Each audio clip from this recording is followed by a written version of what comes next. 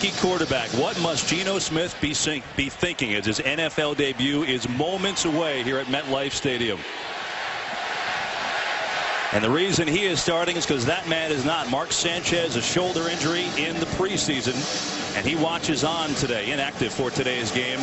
Geno Smith will have to contend with the former Jet Darrelle Revis. And the third member of our broadcast team today is Erin Andrews. Let's go down to her on the sidelines. Kevin, I'd love to go inside the eyes of Darrelle Revis. There was so much talk of how he would handle the emotions of coming back to MetLife, facing his former teammates on the Jets. But really, when you talk to his current teammates with the Bucs and the coaches, they say they're all more anticipating how that left knee is going to handle coming back and playing real game time after coming back from that ACL surgery. I did speak with the Bucs head medical trainer, and he said it's going to be a situation where Darrelle calls it. If he wants to come out in the first quarter, he says he'll come out in the first quarter. They want to check, guys, when he goes backpedaling, he pivots off that foot and sprints forward. That's their biggest key to see how he feels. It'll certainly be worth watching all game long. And folks kicked off a touchback, so here comes Josh Freeman in his 5th year.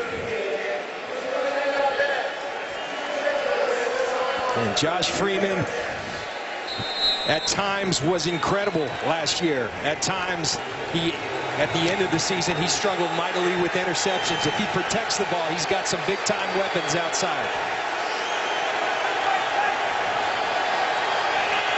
Doug Martin, a terrific tailback in his 2nd year, but they'll throw it on first and got the completion of Mike Williams, and he's out near the 27. Let's look at the starting lineup for Tampa Bay, and they have the ability to stretch the field, John. And you just saw Mike Williams right there. Well, there's Vincent Jackson on the other side and Doug Martin. Rex Ryan calls him salty, and he says that's the guy we're worried about. That's the guy they're set up. No Carl Nix at left guard. Gabe Karimi in for him. Davin Joseph back at the right guard position for the Tampa Bay Buccaneers. 2nd down and 3 for the Bucs. Playing without a fullback today, Eric Lorig inactive. Here's Martin. He's not going to get much. This Jets defensive line is probably the best thing about this team, John. Well, they are, and they can line up anywhere. Rex Ryan says about Muhammad Wilkerson, he can line up anywhere, and I'll line him up anywhere. Same thing can be said for the rookie Sheldon Richardson. You see at the linebacker spot, David Harris, tackling machine, and D. Milner, the rookie cornerback opposite of Cromartie, will see a lot of action today. On a 3rd and 1, a completion to Jackson, and a big one. He's up near midfield. So on the first 3rd down of the year, a 20-yard hookup to Vincent Jackson. Well, that's a one-on-one. Josh Freeman told us he would take any time. D. Milner, a highly regarded rookie, but he is a rookie. Vincent Jackson, he's got a lot of trust in him to win those one-on-one situations. And it pays dividends early for the Tampa Bay Buccaneers. And showing some faith in the quarterback on a 3rd and 1 with a terrific runner. The Bucs have it 1st and 10 on the 49. Freeman in the shotgun. That's Jackson in motion.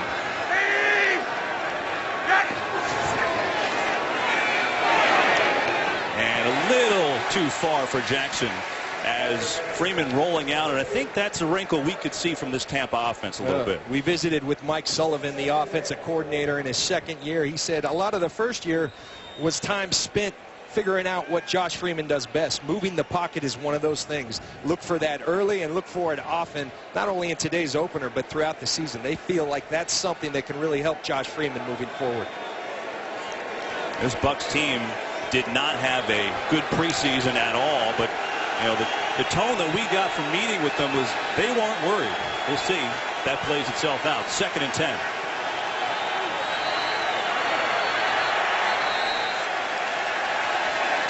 Timeout for Tampa Bay. Looked like they had some communication issues. So the Bucs on their opening drive of the season were scoreless early on in New Jersey.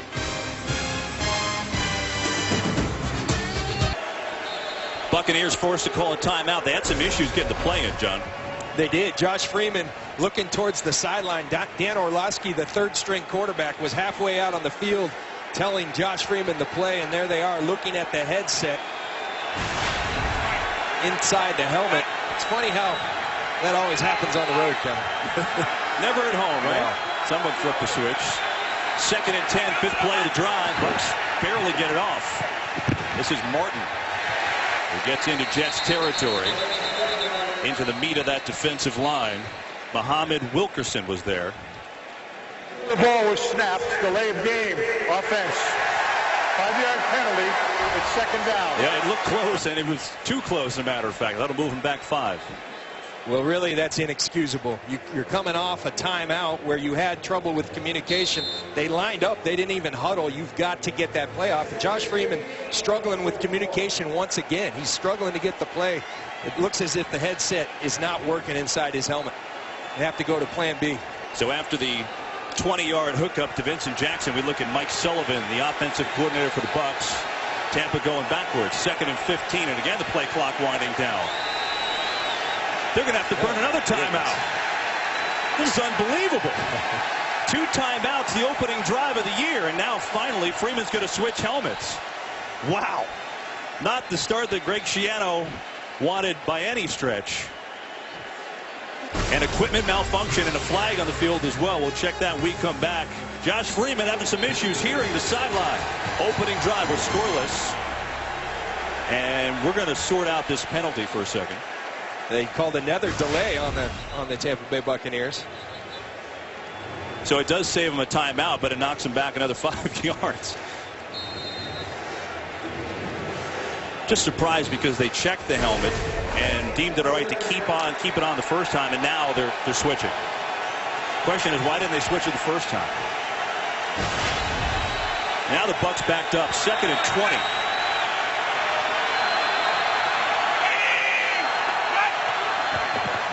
Here comes pressure. Freeman goes down. Jets have their first sack of the year. It's Antoine Barnes.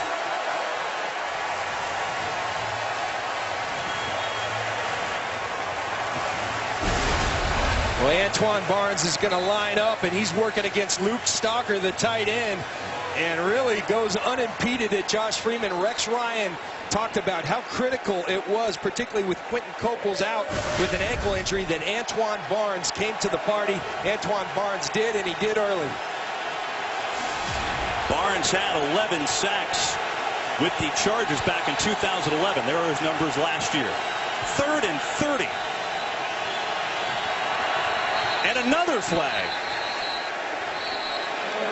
Well, this has been the definition of sloppy, and this is going to go against Tampa again. False start, offense, number 69. 5-yard penalty. It's 3rd down. And partner, I thought it was the Jets that had the rookie quarterback. I mean, this is sloppy football, and it's not all on Josh Freeman. Obviously some communication issues, but there's got to be a plan B in place. Helmet communication does go out. You got to be able to weather that storm. I think Greg Schiano's feeling at a 3rd and 35. They're going to set up a little screen of Martin. That's going to go absolutely nowhere. Buried as the Jets had it covered. The big man Damon Harrison was out there along with a couple of others. And there's another flag on the far side.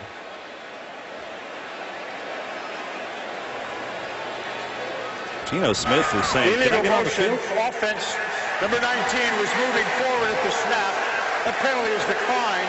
Brings up 4th down. That may go down as the worst opening series of a year in history. Sloppy.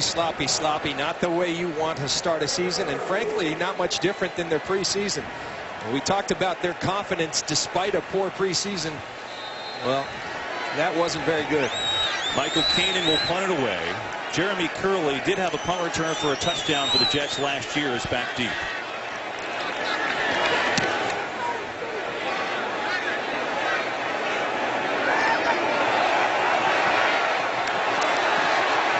Curley making a little something out of nothing there. Jonathan Casillas forced him out of bounds. Revis on the field against his former team. Geno Smith takes the field for the first time. Yes.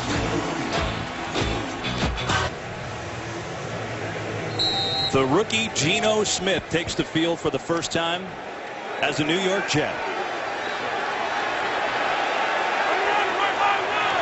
And Darrelle Revis for the first time as a Tampa Bay Buck against his former team.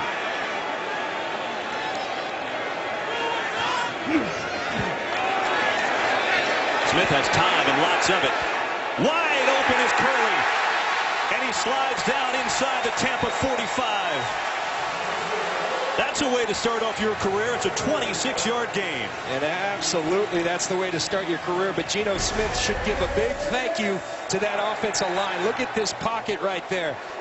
Nothing but time for Geno Smith. He sits back and delivers a strike to Curley. Mismatch against the inside linebacker, Mason Foster. Great job by the Jets offensive line, which they think is a strength of theirs that they can take advantage of today.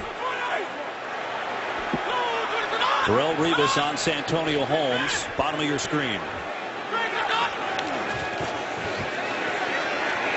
Here comes pressure, and Smith's going to slide down around the 42, pickup of 3. Let's take a look at the starting lineup for the Jets. We know about Geno Smith. Some untested wide receivers other than Santonio Holmes. Yeah, but it's big to have Santonio Holmes out there. The veteran presence. Stephen Hill's a guy they're looking for a big jump in his second year. And that offensive line, I talked about it, anchored by Nick Mangold in the middle, DeBrickashaw Ferguson, a couple Pro Bowlers there, a couple new players, including Willie Colon at the right guard, who brings some nastiness. And that guy, Nick Mangold, the Pro Bowler. Clyde Gates is in the game. A wildcat formation of Powell. Going to bring up a 3rd down and short. This Buccaneer defense certainly has a lot of new parts to it, and a couple guys coming back from injury like Adrian Claiborne on the line. And a lot of people think they put everything in the back. Well, these boys up front are going to have to play well. Gerald McCoy, Pro Bowl player last year. You look in the middle, Levante David, an outstanding rookie. Mason Foster, the signal caller. And then that revamped secondary led by Darrelle Revis. Deshaun Goldson, a big free agent pickup at the free safety position from the San Francisco 49ers. Jets go wildcat to Curley. Curley looking to throw it. Pressured and nearly intercepted. Is going to be incomplete. Intended for Bohannon. Dakota Watson was on the coverage. So the Jets pull out the wildcat twice on the opening drive.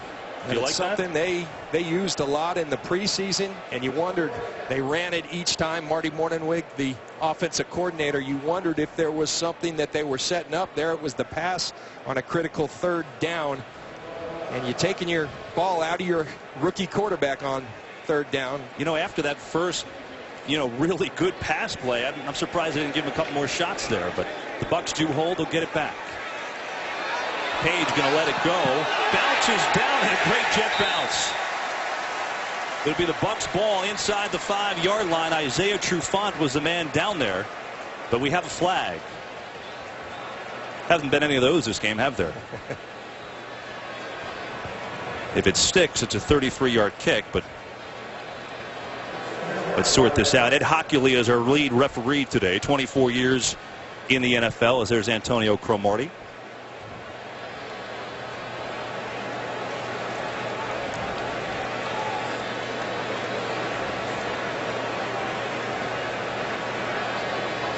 Well, they sort this out, and the first game for the referees too, John, right? Absolutely.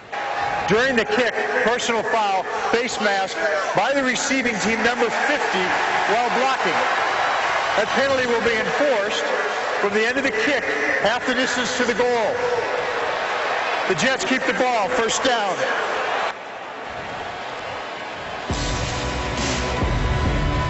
Geno Smith and Mark Sanchez having a little time on the sidelines. No score in the first. After Geno Smith's first series, Mark Sanchez having a conversation. 2 quarterbacks discussing. Tampa Bay had some big-time issues on the first drive communication-wise. We'll see if they got it sorted out, but they're backed up big time. 1st and 10. Martin just has nowhere to go. Muhammad Wilkerson was in on the stop. Well, if you look at the start of this game, it's been a little strange. 4 penalties already for Tampa. They went backwards on their last drive. And then this, John, switching of helmets. This has been the root of a lot of the penalties, is that communication system inside that helmet. When it goes bad, you got to have a plan B. You saw Josh Freeman give the thumbs up as they were testing it during the last offensive series for the Jets. Freeman from his own end zone, going from Mike Williams, and it's a little overthrown and out of bounds. Let's check in with Joel Klatt for an NFL game break. Kevin, to New Orleans, where Matt Ryan rolls to his right, looking, and finds Tony Gonzalez for the touchdown. They go up 7-0. Back to New York. Kevin, John, and Aaron. I think that was probably a pretty good phone call to convince Tony Gonzalez to come out of retirement, by the way. Let him stay home all of camp. He just shows up and scores touchdowns. You know, Josh Freeman, Kevin, he told us big part of this game plan was staying out of 3rd and longs. First 2 series, they've been in them. 3rd and 10, and another flag flies. Freeman has time, though, firing well short of Vincent Jackson. But let's see what this flag is on. And remember, Freeman's in the end zone. You can't have a hold in there. Jets may have jumped. Offside, defense, number 91. 5-yard penalty, repeat 3rd down. It's on the rookie Sheldon Richardson. Well, and it's a tremendous job. You're going to see Sheldon right in the middle, and he's known for his first step, but a great job by Josh Freeman going with the hard count when you're backed up. If you do get a penalty offensively, you go back a half of a yard. So nice job, and Sheldon Richardson will know that happens in the NFL. You're going to get a hard count at that part of the field. Richardson drafted 13th overall by the Jets. That was the draft pick they got back from Tampa in the Darrelle Revis trade. 3rd and 5, ball is loose. And there's a flag because Freeman cannot bat it out of the end zone. That'll be on Josh Freeman. You cannot bat it out of the end zone like he just did. Now, I got to be honest, as we listen to Ed Hockley,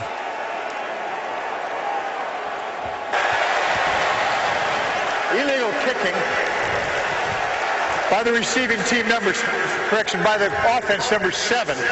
And the result of the play is a safety. The penalty is not enforced.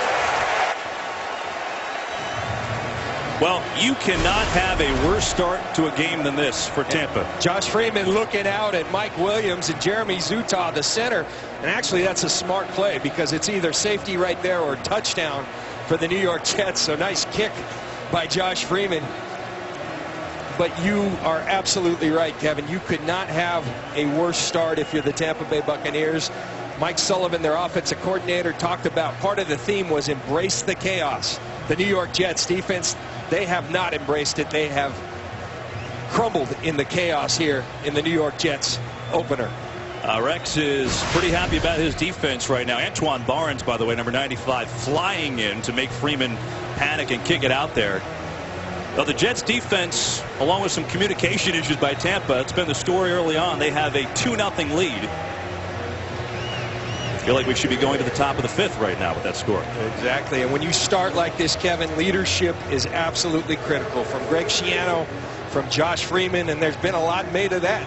Josh Freeman not named a captain this year. Very uncharacteristic. A guy who's been a captain in the past, not named a captain. But right now, captain or not, he needs to take hold of this team and say, fellas, bad start. Let's get it going right now. You saw Greg Schiano. He was trying to figure out exactly what is going on. And now Michael Kanan will do the punch. It's Curley who'll take it. Curley gets a block. Good return out across the 30.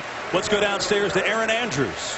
Well, Kevin, Bucs offensive coordinator Mike Sullivan grabbed Josh Freeman as he came off the field and just walked with him and is still sitting with him on the bench because clearly there were players from the Bucs defense that were getting upset about that last play in that series. They were starting to lose their mind. So he's still sitting with Freeman, just trying to calm him down and get him to stop shaking his head because they need him to be thinking clearly next series out there, guys. Aaron, thanks. Quite the story early on. Geno Smith, 1 pass, 1 completion for 26 yards. Here's his 2nd series.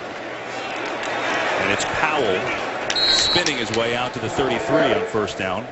Deshaun Goldson, coming over as a free agent from the Niners, made that tackle. And a big pickup for the Tampa Bay Buccaneers. He takes the vacated spot by Rondé Barber, who's working for us here at Fox Sports now. But Deshaun Goldson, a great player. Very versatile, can come up, play the run like he just did, and also has the range in the back end, part of that revamped secondary in Tampa. Jets shift the formation quite a bit. Smith a little behind. You're looking for Clyde Gates over the middle. And Darrelle Revis was right there to knock it down. That's got to feel good for him.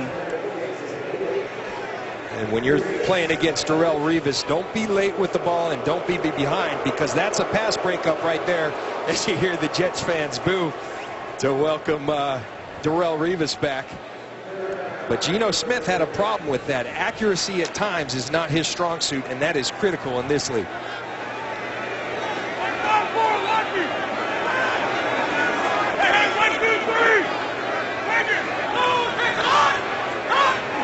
Third and 9.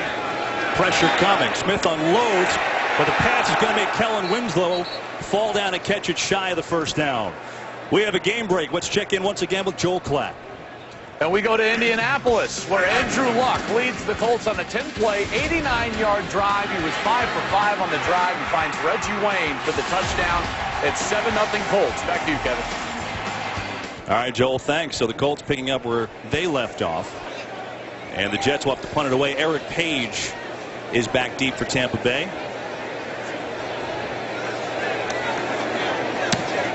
Robert Malone punts it. Page at the 14.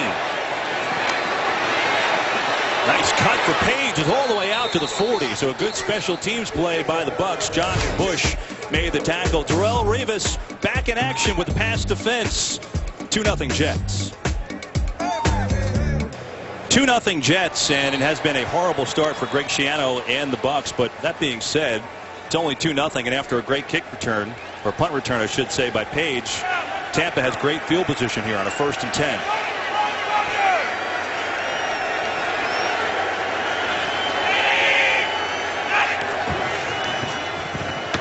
Here's Martin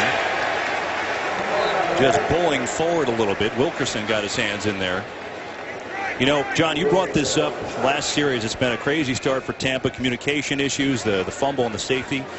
But something very strange happened this week for Tampa when they elected their team captains. The 3-time team captain, Josh Freeman, was not re-elected as a quarterback. That's almost unheard of. That rarely happens. It rarely happens, and shocking that it did. But like I said, captain or not, Josh Freeman needs to take hold of this team, say, fellas, it's been about as bad as it can be, but it's only 2-0. Let's go put this thing together. On a 2nd and 8, Martin just has nowhere to go. Kenrick Ellis came in to make the first hit. He's been battling a back injury, but he came in to make that play. I tell you, this defensive front, when you turn on the film, it's the first thing that jumps at you. You look at guys like Kendrick Ellis, Muhammad Wilkerson. These are big men that are good athletes. You look at these guys right in there. They control the line of scrimmage. You see Kendrick Ellis do it right there. Rex Ryan said, we built this thing up front because that's where you win football games. Bucks are 1 of 3 on 3rd down. Jets showing blitz. May have jumped, and a hit late on Freeman. The flag's flying. Looked like Trufano came on the corner blitz, jumped off sides there. But maybe he was baited.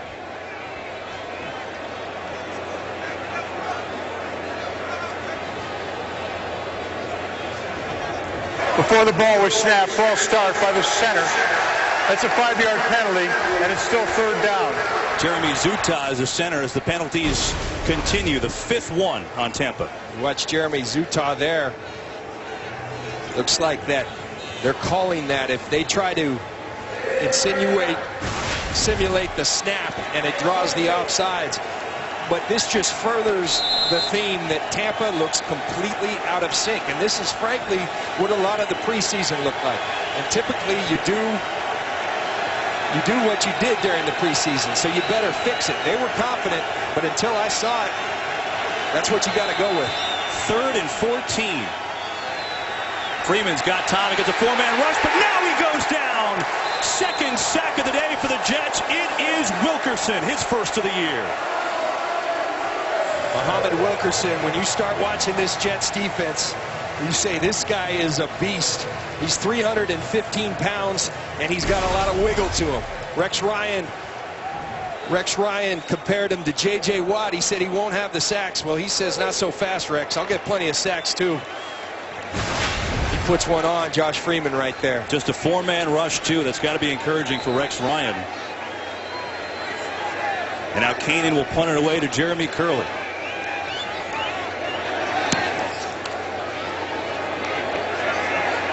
Good kick. And Curley backed up inside the 10 when he calls a fair catch, and that's where the Jets will take over. Jets defense playing big so far. Muhammad Wilkerson has their second sack of the day.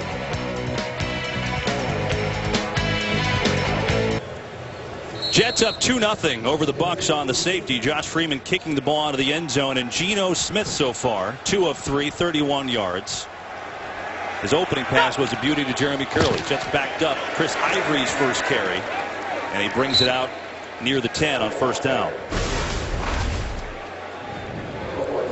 You see Mike Sullivan, the offensive coordinator of the Bucs, saying, let's all get our act together. Ernest Biner, former running back Bob Bostad, and you see why. Their first 3 possessions, they're going backwards. They actually have more penalty yards, 22, than actual yards, 17. That is not good. 2nd and 9 for the Jets. Smith in trouble and just throws it into the ground. Looked like they're trying to set it up for Santonio Holmes. But Revis in the mix. Well, the Tampa Bay Buccaneers defense was all over this. They were trying to set up a quick screen. You're going to see Kellen Winslow try to block Darrelle Revis. Darrelle Revis says not so fast, all over it. And Santonio Holmes. Darrelle Revis, not just a very skilled player, a very cerebral player. He talked to us last night about the amount of film that he watches, and it's a lot. I've heard the legend from teammates of his, a pro's pro and one of the great cornerbacks and great players in this league. 3rd and 9. Buck show blitz. Smith gets rid of it. Curley almost made a tremendous one-handed catch. But instead, the Jets will punt from their own end zone. I tell you what I like, Kevin. That's a big-time throw right there by Geno Smith. He threw it early. He anticipated, threw it to a spot. Curley darn near brought it in. But the Tampa Bay Buccaneers get off the field. Malone will punt it. And it's not a great one. Page hop his way to the Jet 45. This Tuesday, it's the premiere of Being the Finest on Fox Sports 1. Follow the lives of NYPD officers who come together on the football field and honor their fallen brother through their unforgettable 2013 season. Being the Finest premieres Tuesday, only on Fox Sports 1.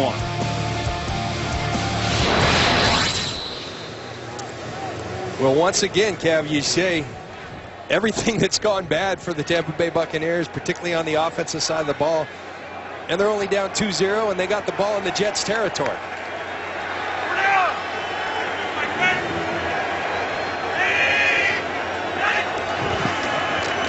Here's Martin. Breaks the tackle and gets inside the 40.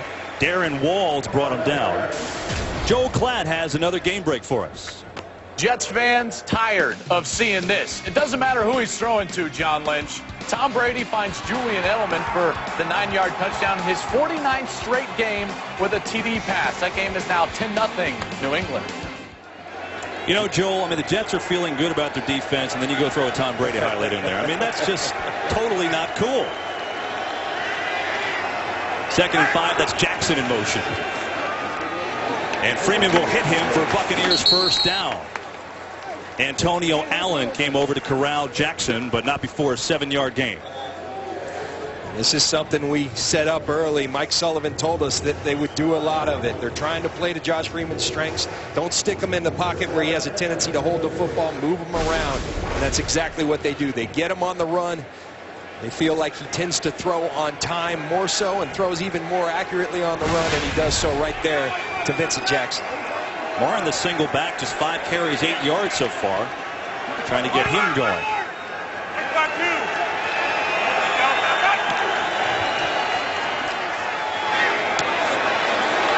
Freeman's got a completion again to Jackson, and that will be another first down. Antonio Cromartie on the coverage, 12-yard pickup. Well, Antonio Cromartie talked about this matchup with Vincent Jackson, his former teammate with the San Diego Chargers. And they battled many a day as members of that San Diego Chargers, Cromartie said they had to do away with old one-on-ones in practice because I dominated him so much. He was looking forward to it. He said he will not follow Vincent Jackson all over the field. But when I'm looking out here, I'm seeing him follow. Bucks on the drive. 1st and 10 at the Jet 20.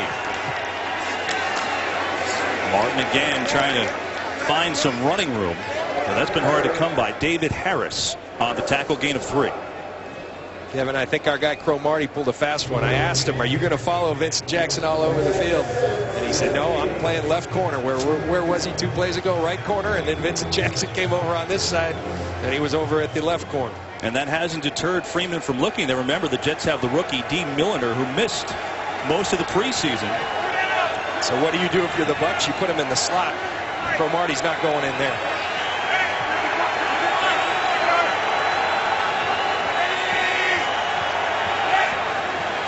Second and 7. Pressure. Freeman to the end zone. Touchdown. Mike Williams. And we have a flag, though, so hold everything. There's a flag on the 2-yard line. They went after Milliner that time. And if it stands, the Bucks have their first TD of the year.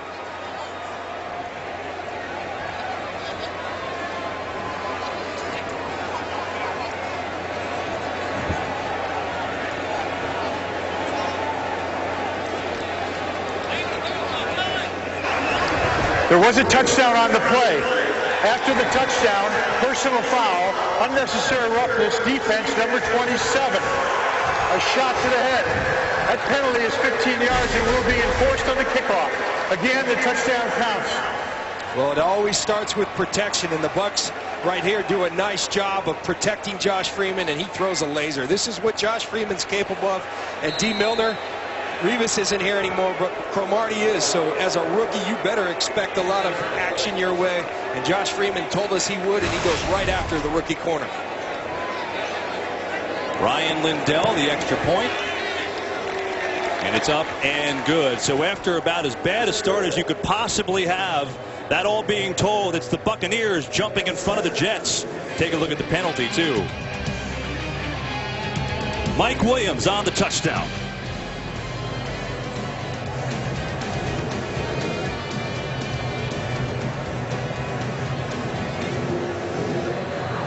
And we're back as we look at Mike Sullivan, offensive coordinator, who's looking at some pictures with Josh Freeman, but clearly they found something there. Freeman got in a groove. Those pictures start looking better. You know, but we kept saying, now if you're the New York Jets and you got this bad start, self-inflicted wounds by the Tampa Bay Buccaneers, at some point you got to pounce and you got to take advantage. You let a team hang around when good things aren't happening. That's not good. And the Tampa Bay Buccaneers settled themselves, go down, get a nice drive, and what a throw from Josh Freeman to Mike Williams. Well, Freeman settled in there, and oh, John, you hit it. He hit a couple laser beams, couple to Vincent Jackson, and then they went after the rookie and Milliner. Mike Williams, you know, everyone talks about Vincent Jackson, rightfully so, but this is a guy that had 996 yards and 9 touchdowns last year. He is a touchdown maker. That's what he does. That's Clyde Gates, came over from the Dolphins. As Kanan, after the penalty, will kick off from the 50, and that'll be a souvenir. Boy, this Jets team has had, well, they've had some stuff going on, that's for sure. And it didn't all start bad. I mean, Rex Ryan was hired in 2009. They drafted Mark Sanchez, and, well, it certainly worked. They got back-to-back AFC championship games with a couple of monumental upsets along the way. But last 2 years, the team's gone 14-18. They've missed the playoffs, and there's been a whole lot going on there. John Idzik hired as the new general manager. Mike Tannenbaum released. And then they go and draft Geno Smith. Smith struggled in the preseason. Sanchez hurt. And now it's Smith under center with a little fake and looking for Santonio Holmes. And Darrelle Revis says, And the New York Jets fans have seen this before.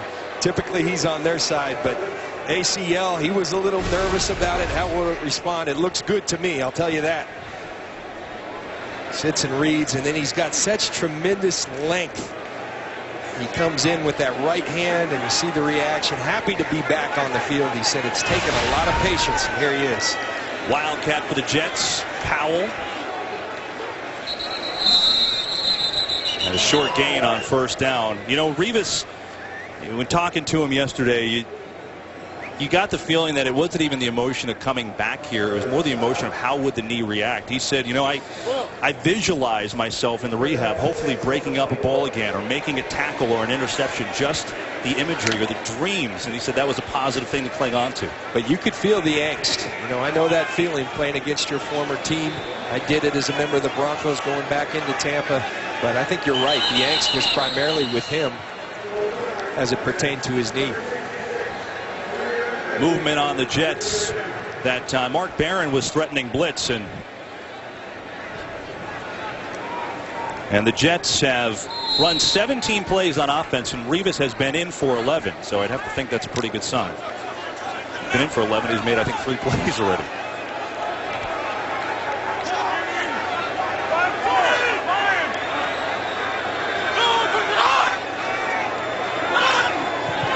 Third and 11. Blitz picked up over the middle to Holmes, and a Jet first down.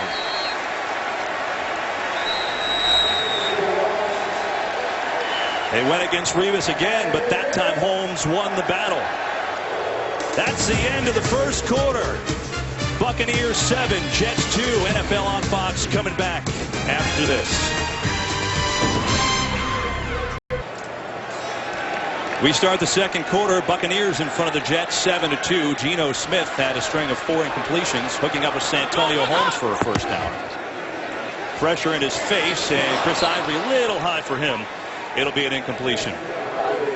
Well, John, you look at this game the way this starts as we get a look inside our booth. And I should say that he's John Lynch. I'm Kevin Burkhardt.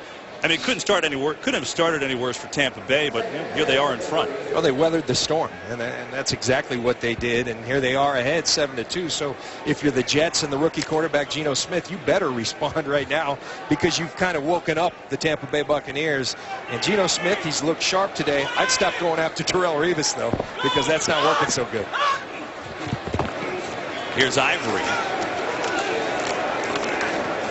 And Ivory will fight hard to get to the 35. Adrian Claiborne on the tackle, 3-yard gain.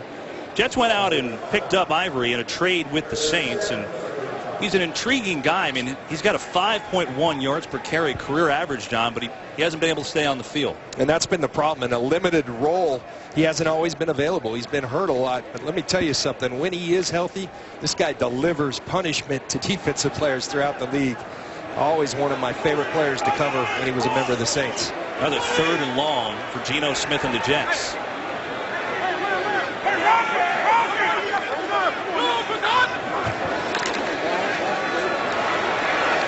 Wide open is the rookie Bonehead. First down and more. Head down into Bucs territory. The 7th-round draft pick out of Wake Forest was wide open. Mark Barron on the stop, but not before a 21-yard gain and a first down. One of the stories that came out of training camp is if you want to play on the New York Jets as a rookie, play with John Idzik's son. Well, Tommy Bohannon played at Wake Forest with John Idzik's son. It gave John Idzik an opportunity to see him, and Geno Smith gets back there, good protection again, and finds his fullback. Wildcat for Powell, and he gets blasted. Wow. That was Deshaun Goldson. Well, John, he got a 5-year, $41.5 million deal to come here from the 49ers, part of this revamped Bucs secondary.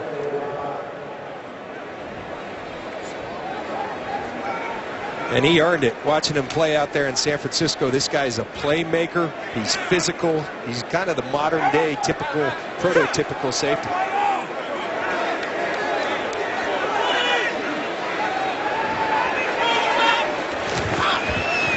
Smith in trouble, but gets it away. Trying to set up a little bit of a middle screen to Kellen Winslow. Well, this Bucs secondary is a lot different than it looked last year, that's for sure. And you started out last year with the pick of Mark Barron, the safety from Alabama. But, John, look at the pieces that have filled in. Yeah, those are pretty good pieces. Greg Schiano talked about looking at a roster. I look at mine, I look at theirs, and you want to be able to say, I'll take my guys. And we're at the point we can do that. Now, some have questioned, including Tony Dungy, my former coach with the Buccaneers, if they're going about it backwards. Should they be building up front? And that's an interesting question. 3rd and 8. Again, McCoy on pressure. Smith can run it. And he's going to get it. Little shoulder roll got him a couple extra yards and a first down, but we've got a flag. Shocking in this game, I know. Kellen Winslow had a heck of a block on the outside, too. But let's see if this is going to stand.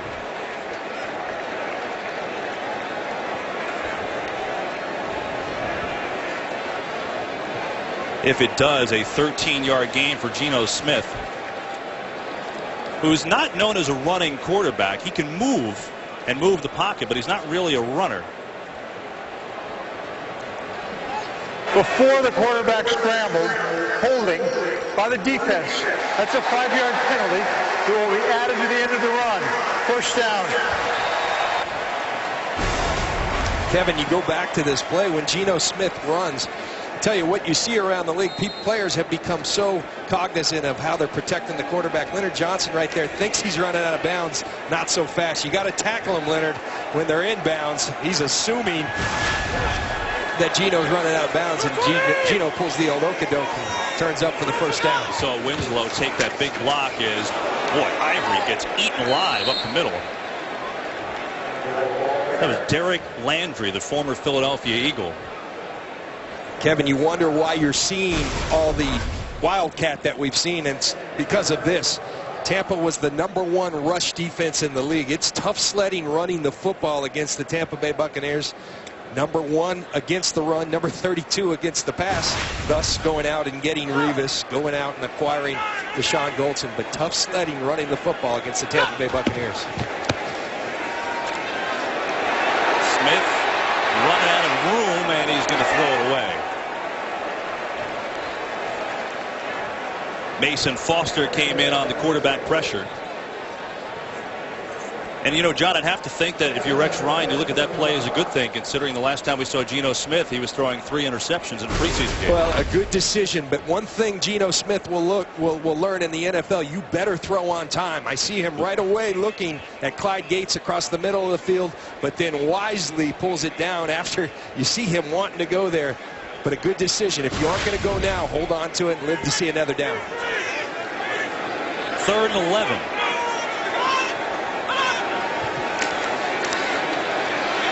Pocket collapsing, back foot throw. Revis almost had one against his former team.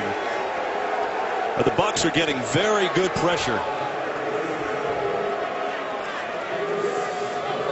And they're getting it from their studs. Gerald McCoy's been in there hitting Geno Smith. Daquan Bowers came on that series, not a starter, and put pressure on Geno Smith a couple of times. But Gerald McCoy, can he take that next step? Went to the Pro Bowl last year, 5 sacks. Can he be a guy who comes out with 10 sacks? Nick Folk from 43 yards out for the Jets. And that one is right down the middle. So the Jets pick up a field goal, get a little bit closer in this one. Bucs in front, 7-5, as Darrelle Revis making his name known once again. Well, Darrelle Revis has been tested by the Jets today, and he's come up pretty well despite that ACL. He had a couple knockdown balls. The only completion was a first down to Santonio Holmes over the middle, but so far that ACL looks just fine. Hey, Kev, I'm getting the feeling there's a consistent theme. The Jets were lying to us on Friday because they told us they weren't going near Darrelle Revis, and they've challenged him early. Folk to kick it off. And Page will watch it go out of the end zone. Josh Freeman has a touchdown pass today. It's been sloppy at times, but tight game. Jets trailing 7-5.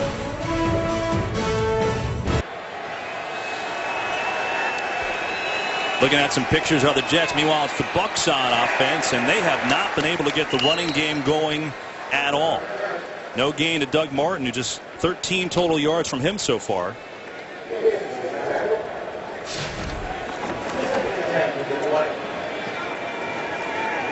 Josh Freeman got it together the last drive. And Kevin, a key cog missing for the Tampa Bay Buccaneers is their fullback, Eric Lord. He's a guy who opens up a lot of these holes. He's back home in Tampa injured, and they're missing him.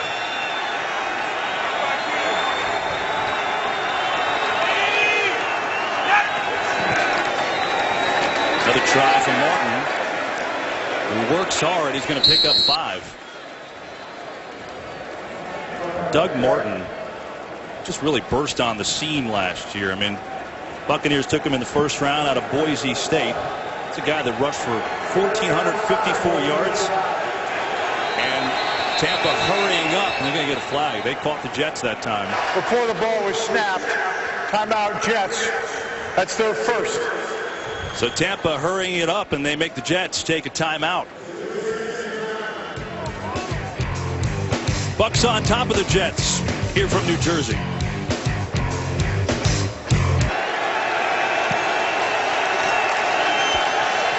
Third down and 5 for the Buccaneers. That's Brian Leonard as a single back. Vincent Jackson in motion. Blitz picked up. Jackson wide open and room to run. Vincent Jackson all the way down to the Jet 36. Well, there's that matchup we were talking about. You put him in the slot. He puts a nice move. The slant route. Very accurate football by Josh Freeman. And Rex Ryan, we asked him about Vincent Jackson, about Josh Freeman. He says, I'm not worried about those guys. We're going to play our D and not worry about him or anyone else except that running back. They better start worrying about Vincent Jackson because he's come to play. That was a 39-yard hookup. He's already got 4 catches for 78 yards on a 1st and 10 for Tampa at the Jets 36. As Doug Martin patiently finding a hole, but we get a flag behind the line of scrimmage.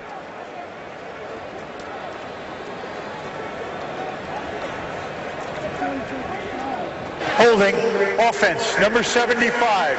10-yard penalty, repeat first down. Well, I'll say this, Ed Hockley's got a chance to test the vocal cords today. He's talked an awful lot. That's on Davin Joseph. See Davin, he's got a fistful of jersey there, and when you get outside of the framework, but for Buck fans, it's good to see Davin Joseph back after missing all of last year with the ACL. But you can really feel the momentum having swung. It's now in the Bucs' favor. They're dictating the tempo of this game. Here's that matchup again we've been talking about. Freeman's got a lot of time. They're going to sling it out to Brian Leonard, who played for Greg Schiano at Rutgers. And he's kind of playing the versatile role today, playing a little fullback with Eric Lorig out.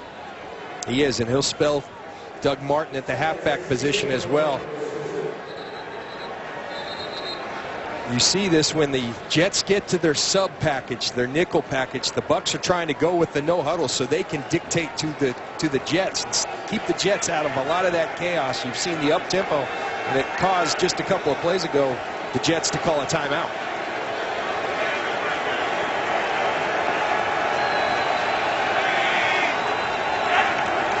Second and 17. Freeman trying to go back shoulder there for Mike Williams. Dean Milliter on the coverage. Let's get a game break, and Joel Klatt is standing by.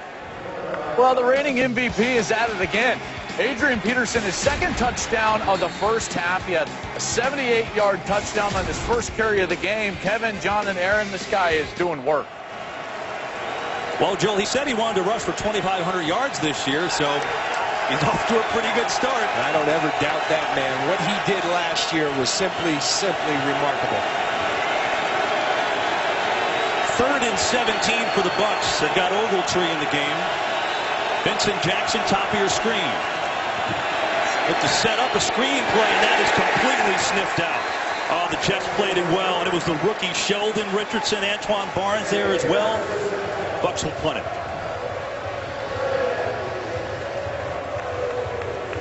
Great job by the Tampa Bay Buccaneers. Excuse me, the New York Jets defense, but again, self-inflicted wounds. When the Bucs haven't had penalties, they've driven the football. When they're going backwards with penalties, it sets up the favor of the New York Jets. Cannon's had a good day so far.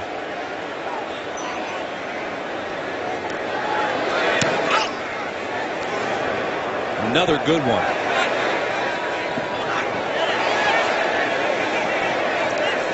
Well, Curley let that one bounce, but got away with it. It could have taken a Bucks bounce, but it did not. Jets defense holding their own. Now they're looking for a little something from their offense in this game. Geno Smith back on the field. We come back.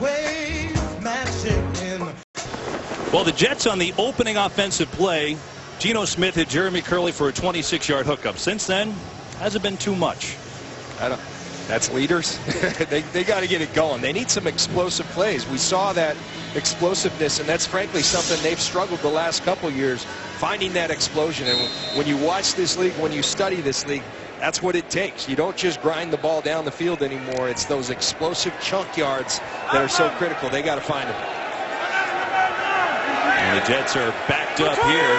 Revis has been on the field plenty. 1st and 10 Jets at their own 11.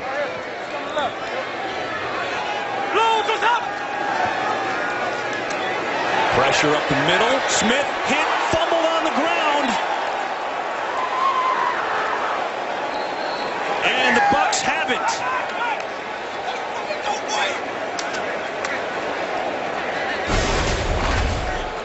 It's Mason Foster who comes after the football. And it looks as if Mason Foster got that before the arm was moving forward, before the hand was moving forward. Hand on the football. Great play by Mason Foster. That's the empty hand. That was clearly a fumble. It was Mason Foster forcing it, and the rookie coming up with it, Akeem Spence. And now the Buccaneers in business. So the Jets, their first turnover, and they'll take a look at it because they do for scores and turnovers. But that was clearly a fumble. John, the Bucks have gotten pressure up the middle quite a bit today. They have, and you talk about the momentum shift in this game. Remember, early on it was all bad for the Buccaneers. They've turned that around and have an opportunity to go add to their lead. 1st and goal at the 5. Martin. Touchdown, Tampa Bay.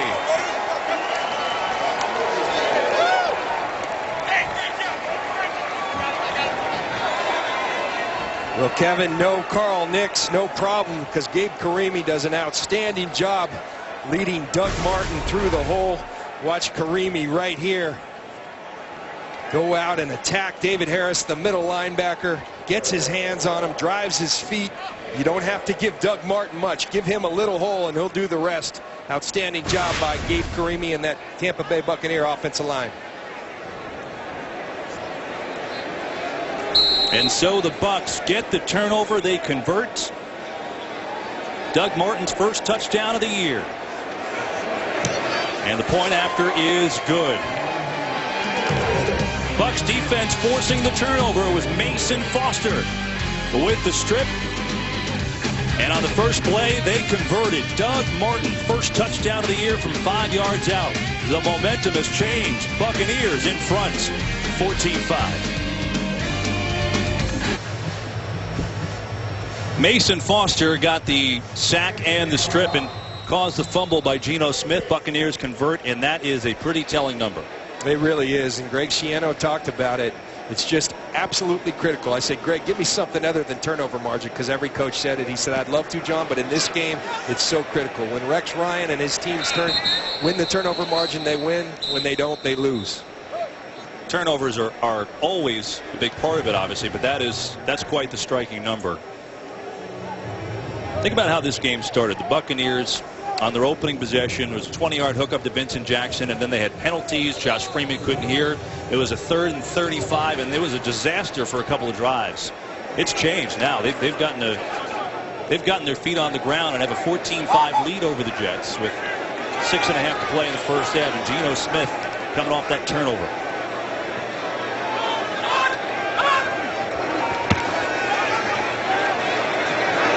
He's got Curley, though, up around the 30-yard line. That should be enough for a first down. Leonard Johnson was on the coverage, and that will move the chains for the Jets. When you see plays like that, Kevin, you can see an NFL-type quarterback. Geno Smith has a big arm. He got back. The key for him is throwing it on time and throwing it accurately. Jets trying to up the tempo. Wide open over the middle. It's Powell, and he'll sneak his way forward near a first down. Again, it was Johnson on the coverage. Gain of 9 to Powell. They're just trying to hurry it up. And I like shaking up the tempo. Try to give some life to this team, to this offense. You have a rookie quarterback, but I think you're helping him out by pushing the tempo a little bit. 2nd and 1 for Powell, and I don't think he got there. Akeem Spence, who has a fumble recovery today, the rookie out of Illinois, 5th-round draft pick. Well, that spot was vacated when Roy Miller left for the Jacksonville Jaguars, and Akeem Spence was drafted with the intention of him coming in and starting, and he hasn't disappointed. Greg Schiano very high on this young player.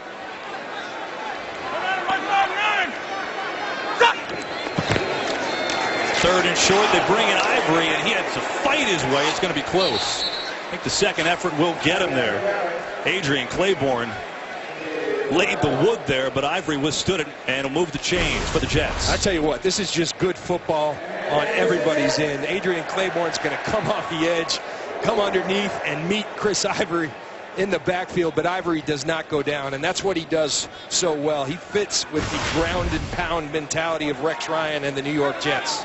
I formation, I think for the first time today for the Jets. Good time over the middle. Cumberland, the tight end, and he gets hit, and it's knocked away, and they're going to get a flag. They're going to get Golson, I believe. Cumberland is down. Oh, that was a shot. And this is obviously the big point that the NFL is looking at this year with all the concussions and the settlement that just occurred. The hits. And you can just count on it. You see a big hit across the middle of the field, you're likely going to have a penalty flag thrown. You see Goldson doesn't look like he goes. Personal foul. Unnecessary roughness defense, number 38. A hit against the defenseless receiver. 15 yards from the previous spot. A first down. Now look, hit against a defenseless receiver. We're going to have to talk to Mike Pereira here, but he does not use his head. He uses his shoulder. He does not go to Cumberland's head. That's a good hit. That's a legal hit. But it's just what these officials are told these days. Err on the side of caution, and they erred on the side of caution right there. Nice play by Deshaun Goldson. Well, the Jets will take advantage of the penalty, but I want to stay with that after this play because it's obviously going to be a huge thing to watch in the league. 1st and 10 for the Jets, Tampa territory. Ivory works his way to the 40. Dakota Watson on the hit. Let's bring in Mike Pereira to help us out with this. Mike, this is obviously going to be watched by everyone this year. What was wrong by Goldson on that play, and what is he supposed to do? Well, I mean, I think when you slow it down, I mean, you can actually go to the point where it looks like it may be shoulder to the chest, but you also may have some helmet-to-helmet contact, and that is Lynchy. John said it just right. They want them to err on the side of the safety. It was a big hit. It was high, and that's likely to be called 9 out of 10 times. As Mike's talking to us, Levante David, the second-year player, picks off Geno Smith. Second turnover from the Jets. Trevor Scott got pressure to help out. And the second consecutive turnover by the Jets. It's David with the pick. Well, high balls over the middle in the NFL, they don't work. They turn in to interceptions in this league. Geno Smith sails it. Levante David brings it in. Looks like a miscommunication with Chris Ivory. But Geno Smith will learn you do not throw the football high across the middle in this league because it will go the other way. And so now the Buccaneers can really put their stamp on this game. 4:05 to go first half. They're up 14-5 in great field position on a 1st and 10.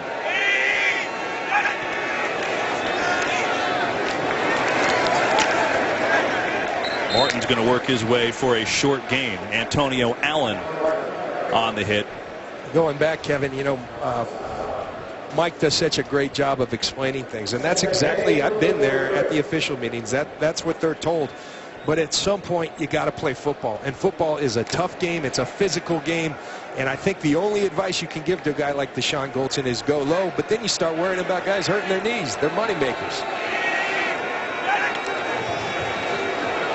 Fake to Martin, McIntyre on the pressure, and they're going to dump it off to Byam, the backup tight end.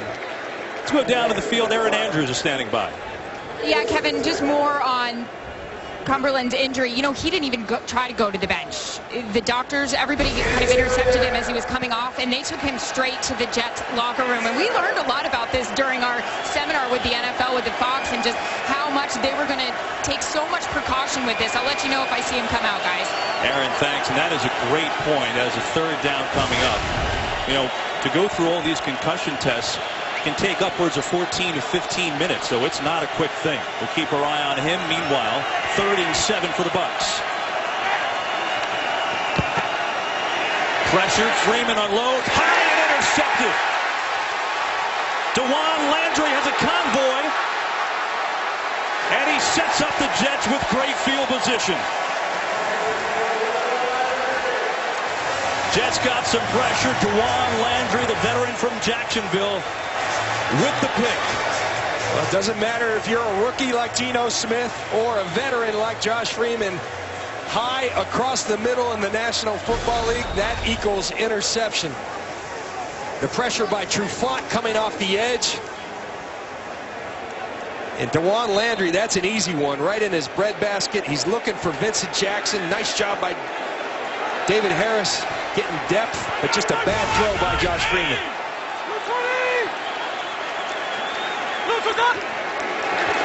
Play fake Powell. Everybody's coming. Smith in deep trouble. He's brought back all the way at midfield. Mason Foster has already had a couple big plays, and he gets his 2nd sack of the day. Well, Geno Smith, when we talked to him on Friday, he said, I know, I'm a rookie. It's coming. Well, it's coming. Everything and the kitchen sink is coming. Rex Ryan going to tell Geno Smith at some point, throw the football away. You can't lose yards like this. You got to learn at times the best decision is throw the football away. Live to see the next down. He's going backwards right there, courtesy of Mason Foster. That's a 19-yard loss on the 2nd sack by Mason Foster. We've hit the 2-minute warning. Oh, hang on. Did he call a timeout? No. I think they said 2-minute warning official. I don't know why Geno Smith was trying to signal timeout there. 2-minute warning indeed. It's the Bucs up 14-5. Before we left at the break, I think Ed Hockley throwing a little bone to Geno Smith, because Geno Smith, right before the 2-minute warning, asked for a timeout. Ed says, no, you really don't want that, Geno, and lets it go. But confusion on both sides here in week 1, and remember, it is week 1. 2nd and 28 after the 19-yard sack by Mason Foster. Just a little dump-off route that time by Conrad Rulin. Remember, we just saw Jeff Cumberland go out. Likely concussion testing, you would think, back in. So Rulin, the 3rd tight end. And the clock is running. Each team with 2 timeouts, by the way. Critical for Geno Smith. Get at least 3 points on the board. Send your team to the half with a good feeling. Protect the football. Get at least 3. Nick Folk's career long, by the way, is 56 yards.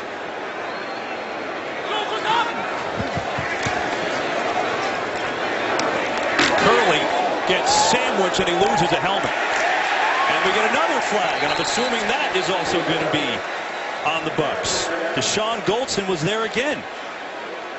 And now Curley is injured. Wow.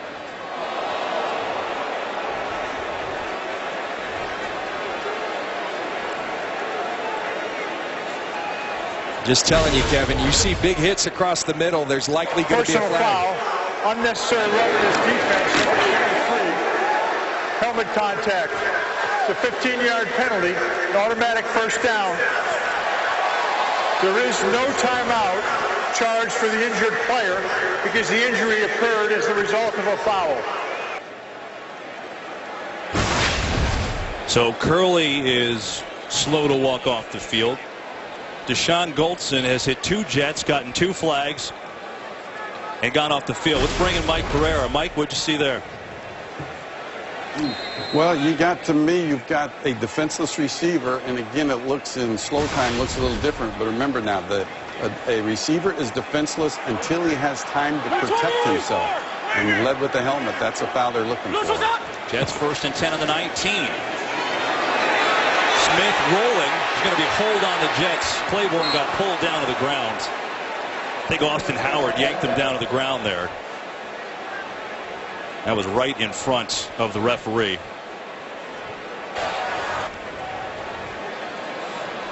Holding, offense, number 77. 10-yard penalty, repeat first down. Right in front of Ed Hockley, you're right, and he's not going to miss that one. Takes it back, be 1st and 20. You got 1:09 left, and they are in field goal position. See Curley going off into the locker room to join his buddy Jeff Cumberland. Jets trying to get some points here. 2 timeouts remaining. 1st and 20. It's Antonio Holmes in the game, top of your screen. That's Stephen Hill in motion.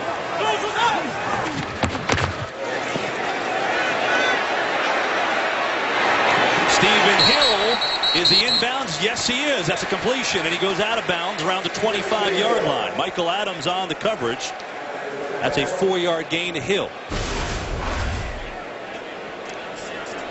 Stephen Hill in motion, looking to work on him, but he does a nice job staying with the play, and a very accurate throw by Geno Smith, putting it on the money outside where only Stephen Hill, his receiver, can get it. He gets both feet in. Ryan Spadola, the local kid from Jersey from Freehold High School, is in the game right there. Smith has loads of time, firing. He's got a man wide open. It's Winslow, and he's got a Jet first down. Maybe the best play of the day from Geno Smith.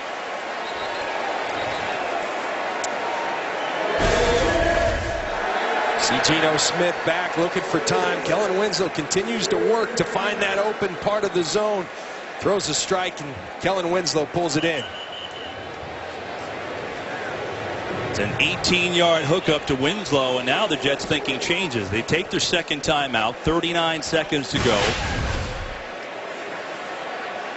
Now, during the preseason, this is an area where they've gone to that wildcat a lot, right down inside the 10-yard line. Going to be interesting to see if they go back to that wildcat or if they keep it in Geno Smith's hands.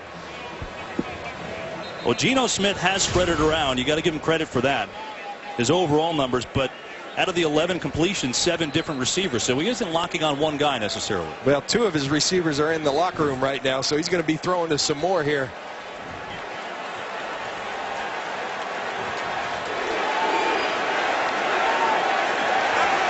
Antonio Holmes, 1 catch for 13 yards. He's in the slot on a 1st and goal from the 7.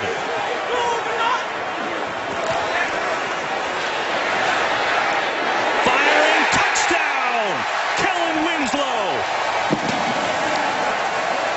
And the first NFL touchdown pass for Geno Smith.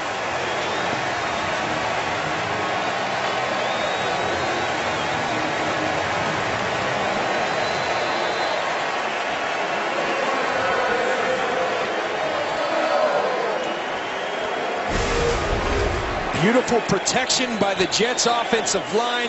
Going to see Kellen Winslow right here work the route, run the little angle route. Geno Smith works the pocket, throws a strike to Kellen Winslow. Got a lot of trust in the veteran tight end, and it pays off there. Folks, extra point is up and good. Geno Smith finds the end zone for the first time as a pro. And the Jets put together a much-needed drive. 14-12 Bucks. Geno Smith with his first career touchdown pass. He finds Kellen Winslow from 7 yards out. And he put together a nice drive. He hit Winslow from 18 yards away on a big completion before that. 5 for 5, 44 yards on the drive for Geno Smith. A big confidence builder. And Winslow could be huge in this game, especially with Jeff Cumberland back to the locker room after taking that hit from Deshaun Goldson. Winslow, 4 catches, 33 yards. Kellen Winslow said his knee that has given him so much trouble throughout his career has felt better this offseason through training camp. Rex Ryan's done a terrific job of managing it, and he's an asset for a guy like Geno Smith, a security blanket across the middle of the field.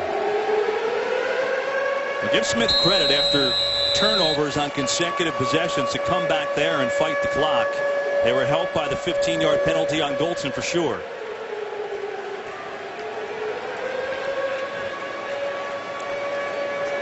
.34 seconds left in the half as Falk will kick it away. That's Ogletree back there for the first time today. He's going to take it out.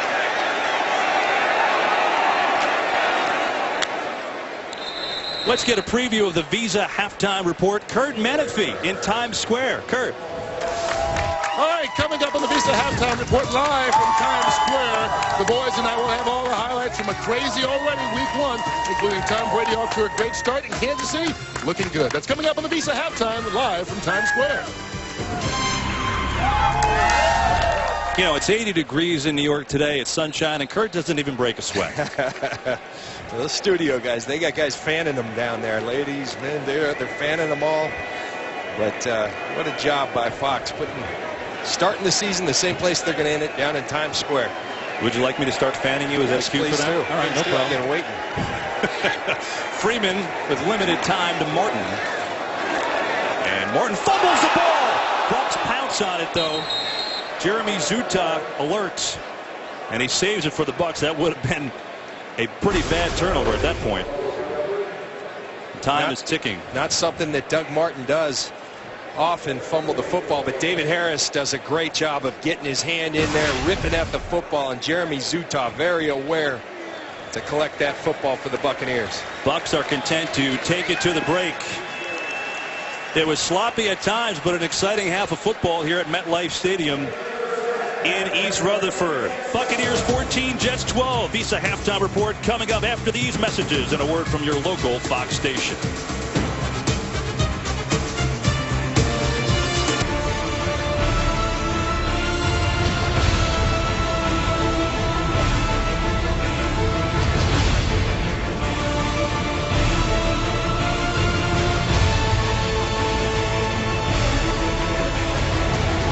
We get set for half number 2 at MetLife Stadium in New Jersey.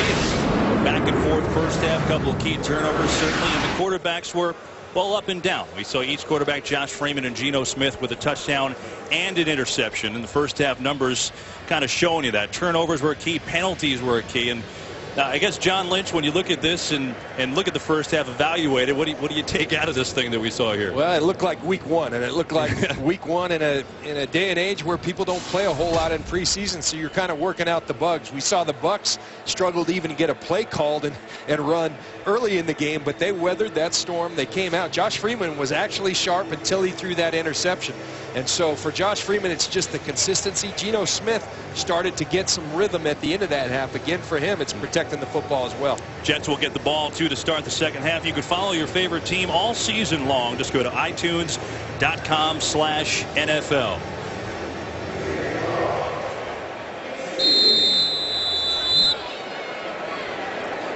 So the Jets will receive to start this second half. They won the toss and deferred to start the game, and it obviously worked to start as the Bucs went backward. Clyde Gates back deep to receive.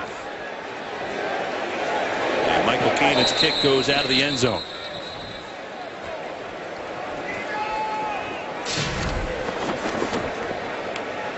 Kellen Winslow, especially with the injury to Jeff Cumberland, coming up big on that last drive before the half. He did. He had the big catch over the middle that put them down in the red zone, and then finished the drive off with a nice throw from Geno Smith for the touchdown.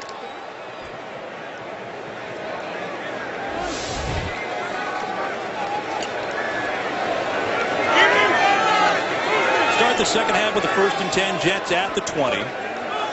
Jeremy Curley is back in the game.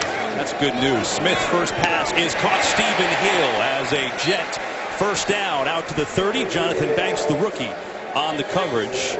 Curley back in there, and remember, he was one of 2 Jet players get his bell rung by Deshaun Goldson, so good to see he's okay. It always starts with protection up front. You see Bilal Powell pick up the stunt, give Geno Smith the time, and he delivers a beautiful football to Stephen Hill.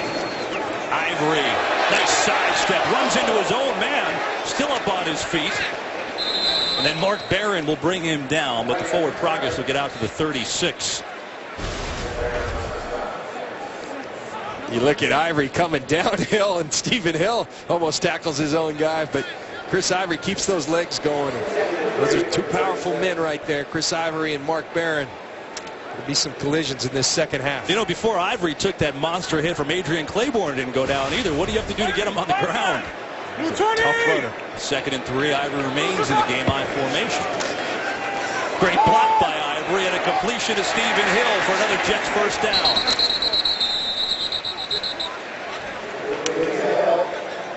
I like what Marty Mornhinweg has done with Geno Smith right out of the half. It's quick tempo, trying to talk Geno Smith and trying to play himself into a rhythm. It started at the end of the first half, and it started, you feel the up tempo, you feel quick throws. Nice job by Marty Mornhinweg coordinating this New York Jets offense. 7 completions in a row for Geno Smith. Ivory met at the line of scrimmage. Adrian Claiborne has made some licks in this game. Adrian Claiborne is a player that this defense sorely missed last year. He brings a presence of physicality. He plays so hard on every play. On our Super Bowl team, we had a guy named Greg Spires. We called him the crane operator. Well, Adrian Claiborne, he's a new and improved version of the crane operator. This guy comes every play and plays hard. Here's Winslow again, gets a block. Kellen Winslow comes out to midfield. Austin Howard in on that block. Jonathan Casillas made the stop. Watch Austin Howard, the right tackle. He's going to block, then get downfield and set up the key block. Almost blocked 2 people. He's so big he can. 6'7", 333 pounds. Austin Howard. Kellen Winslow hasn't gotten a lot of attention this week, but he's got 5 catches for 43 yards and a touchdown. Wildcat. It's Powell. Powell fighting his way to the 46, and another first down for the Jets. Casillas on the stop. 3rd and 1. What do? You go to the Wildcat. And Marty Mornhinweg said we've got to come up with some creative ways to run the football, take some heat off of Geno Smith. That's the 4th time we've seen it. 3 runs. We saw the 1 pass from Jeremy Curley in the first half. Marty Mornhinweg doing a nice job of keeping the Bucs on their heels here in the second half. 3 first downs on this drive. Delayed blitz. Smith gets belted. Flags flying everywhere too. It was Levante David on the sack, but let's see here what's going to come up. Initial reaction could be a hold.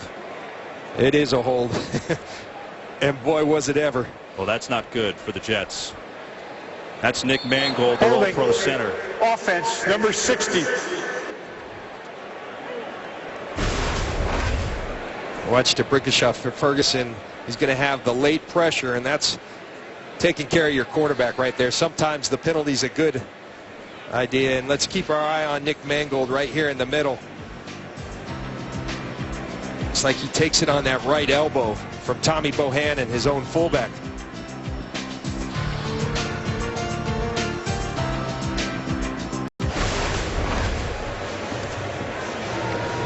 You see Nick Mangold right there engaged with Gerald McCoy, and Tommy Bohannon, his own fullback, comes up and gets that right elbow as it's in a tough situation. And Nick Mangold, a tough player, said he was feeling better coming into this year than he has in years physically. And the New York Jets need him to be all right because he anchors that talented offensive line of theirs. So Caleb Schlotteroff, a 3rd-year man.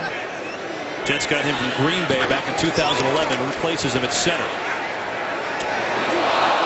Looking for Clyde Gates. Bring up a 3rd and long. John, what does that do to the continuity of this team, especially the caliber player that Mangold is? Well, I think one thing that's key with the rookie quarterback, Nick Mangold, we talked to him, we talked to Marty Mornhinweg, he's calling a lot of the protections. And so all of a sudden that goes to Schlotteroff, and that becomes really tough situation. Nick Mangold, he loves that chess match, he calls it, calling out protections, helping out Geno Smith. He's not in there now, so we'll keep an eye on that. 3rd and 16. Smith finds Winslow again, but he's going to be shy of a first down as Levante David comes on and makes the hit. Let's go down to Aaron Andrews. Kevin, we just saw Jeff Mangold walk off the field into the Jets locker room. The Jets medical staff were doing a series of strength tests, it looked like, on that right elbow. That's just bad news for this Jets offense that's still missing tight end Jeff Cumberland. He has not returned since the 2nd quarter, guys. They're still evaluating him for that big hit he took. You know, Aaron, I think you hit it before. Cumberland on that hit didn't even bother going to the bench. He went right to the locker room, so you have to think that was somewhat serious. Fair catch by Page at the 5. Surprised he didn't let that one bounce. Tampa Bay's ball. They lead the Jets 14-12 in the third. Aerial coverage today being provided by MetLife on a gorgeous warm day in New Jersey. Bucks 14, Jets 12 here in the third, and Tampa backed up facing their own end zone here. Freeman a little low for Martin.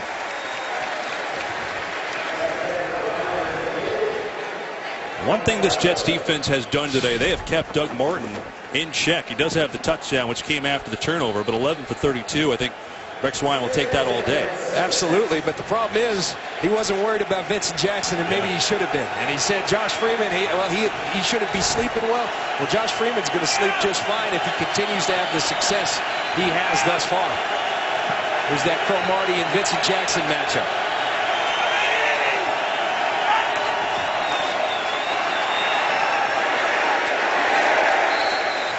Martin had a lot of work to do there, but finally Harrison was there, along with Antonio Allen to bring him down. Third down coming up. You know, talking to Mike Sullivan, one of the things they wanted to do more with Doug Martin was the zone running scheme from the one-back set. But I promise you right here, backed up is where you'd love to have that fullback. You'd love to have Eric Lorig going in there, creating some space. They don't have the luxury of Lorig, who's out with an injury. Instead, they're in a 3rd and long.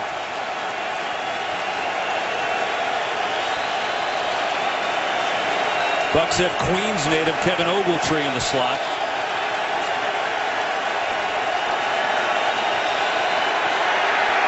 Freeman steps up. Mike Williams, first down. Out to the 21. 13-yard gain and a big play for Tampa. And now Williams is slow to get up.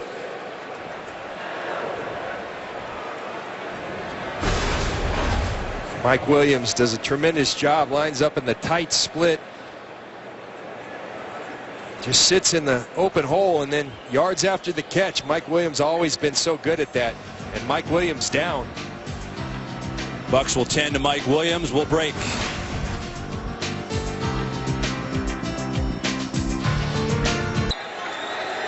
Mike Williams had that first down catch and then kind of limped off the field, but it looks like he's okay. Maybe cramping. It's hot out here today.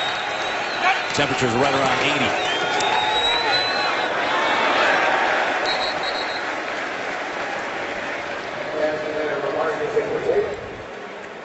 80. Antonio Allen, the free safety for the New York Jets, does a great job of coming off the edge, then recognizing that Josh Freeman wants to throw to Doug Martin, turning around, reversing course, and making it a tough throw for Josh Freeman. Good job by the safety, Antonio Allen.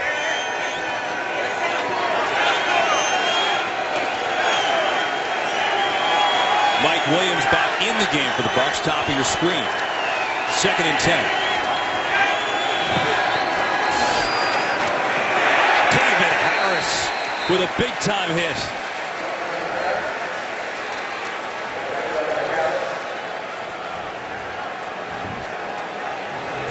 I'll never be without football. Get coverage of every NFL game on NFL Mobile. Call Star NFL. Download it right now. Well, Rex Ryan said to win the game on defense, we got to stop and contain 22. They just did that and put them in unfavorable 3rd down. Then he said, it's on. They've got no chance. We'll see. It is a 3rd and 9. Brian Leonard in the game as the back. 3 of 8 on 3rd on the Bucks. And Freeman's got another one. Vincent Jackson up to the 38 before Antonio Cromartie on the coverage catches up, but a 16-yard gain. Well, we've talked a lot about this matchup today, and Vincent Jackson does a beautiful job of using that big body to get inside Cromartie. Josh Freeman puts it right on him. Good execution by Josh Freeman, by Vincent Jackson in this Tampa Bay Buccaneer offense. 5 catches, 95 yards for Jackson on the day as Martin has nowhere to go. And no gain on that one. Joel Klatt from Los Angeles has a game break. We go to Buffalo, where E.J. Manuel having a day. His first start, the rookie throws his 2nd touchdown pass. This one to Stevie Johnson, 18 yards. Bills up 21-17 over the Pats. Wow. Well, Stevie Johnson did say during the week that no one could cover him, and maybe he was right. That's a stunner so far.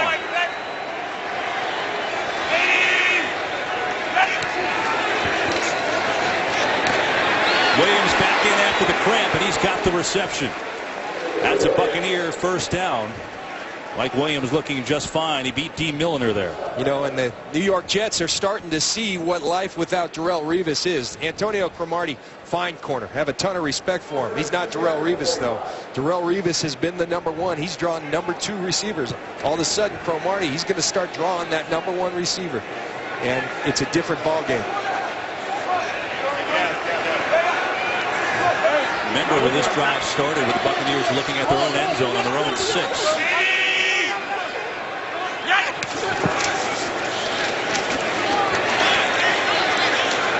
Well, this Jet defensive line has done a nice job stacking things up. Kenrick Ellis was the first to get there. You look at the defensive line, and people put their money where their mouth where their money is, whatever that saying is, but they sure have done it here. Your money where your mouth is, and they sure have done it here in New York. You look at the last 3 years, Muhammad Wilkerson, first-round draft choice. Quentin Coples, first-round draft choice. This year, Sheldon Richardson, a first-round draft choice. And it's important to them. Rex Ryan believes that's where you win on defense, and they have put the resources in there. Jeremy Zuta, the center out of Rutgers, is down, and he's up walking gingerly. Ted Larson will be the man to replace him. And the one guy in the Jets, too, we can't forget about is Quentin Coples. He's Rex Ryan talks so highly of him, and he is recovering from an ankle fracture that he suffered in the preseason, maybe a week or two away, but they expect him to be a force. Rex Ryan talked a lot about how much he's enjoying getting back into the teaching, being the defensive coordinator, playing. Dennis Thurman's the coordinator. Rex Ryan is calling the signals, though. He's back in the defensive meeting rooms, and he's talked about how much fun it's been for him. He felt like he was wasting his time, frankly, sitting in the offensive meeting room, because that's what a head coach was supposed to do. And he's back in with that defense. They like it. He likes it. That was Dennis Thurman, by the way. 2nd and 9, Tampa Bay. That time Milliner, a good coverage on Mike Williams.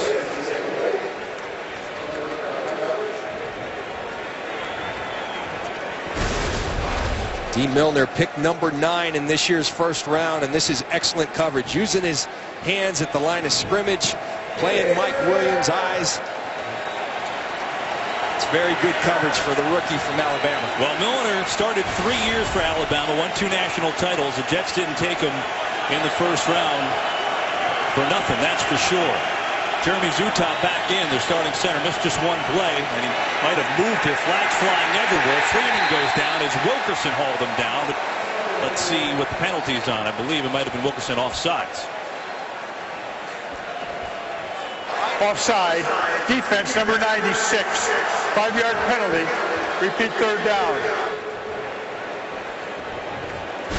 Watch Wilkerson right over the ball. Watch the football. Don't watch. He's going off the silent count of Zuta, and Zuta's done a nice job of varying that silent count. But Muhammad Wilkerson's looking for a key, going off the head of Zuta. Zuta's done a nice job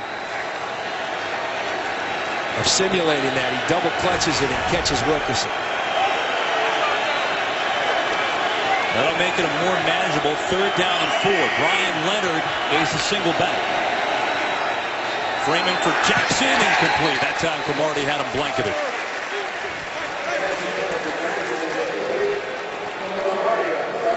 Josh Freeman feeling really good about that matchup. Vincent Jackson on Antonio Cromartie, but Cromartie did what he told us he's going to do. He's going to do his work early at the line of scrimmage, gets his hands on Vincent Jackson. He said it's for a big guy like Vincent Jackson, it's hard to get going once you stop him, and he executes his game plan to perfection right there. That's Kyle Wilson, not Jeremy Curley back.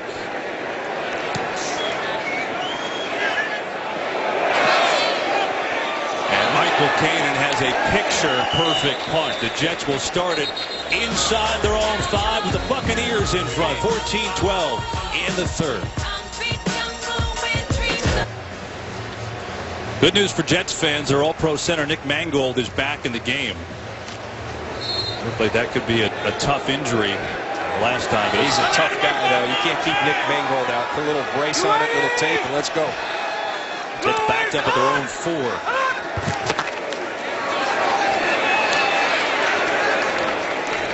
That was Powell on the carry. Teo Nessam on the stop. Coming up next, it's America's Game of the Week. The Packers take on the defending NFC champion 49ers, or the Cardinals take on the Rams. A full day of exciting NFL action continues next, right here on Fox. Packers defense looking to make amends after Colin Kaepernick tore him up for 181 yards rushing in that playoff game last year. 2nd and 7. Pressure. Smith hit as he throws, and he got it away.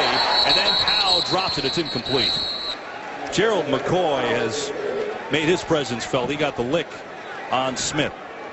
Greg Schiano said, to win this game, my big players, they got to play big. And welcome to the NFL, Geno Smith, courtesy of Gerald McCoy. My goodness. That is a great shot. Want to play quarterback in the NFL? That's what you're facing. That's why they make the big bucks. 3rd and 7.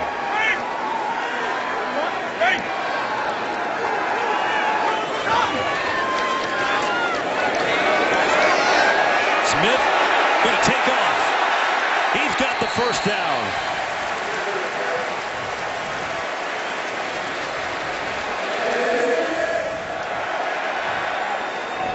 A really nice job by Geno Smith. You're going to see all the Buccaneer coverage. They show blitz. They come out. He buys time. He works the pocket, and he steps up, and there's nothing but green grass. Then go ahead and run and move the chains. Geno Smith using some of that mobility. Done a good job picking his spots, John. He got 3 carries of 29 yards today.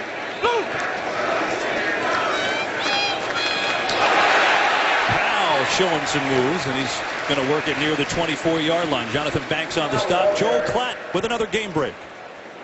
Well, as the Jets fans start the Let's Go Geno chant, let's go Drew Brees. To Jimmy Graham, 7 yards on the touchdown, 255 yards for Brees, and the Saints up 20-17.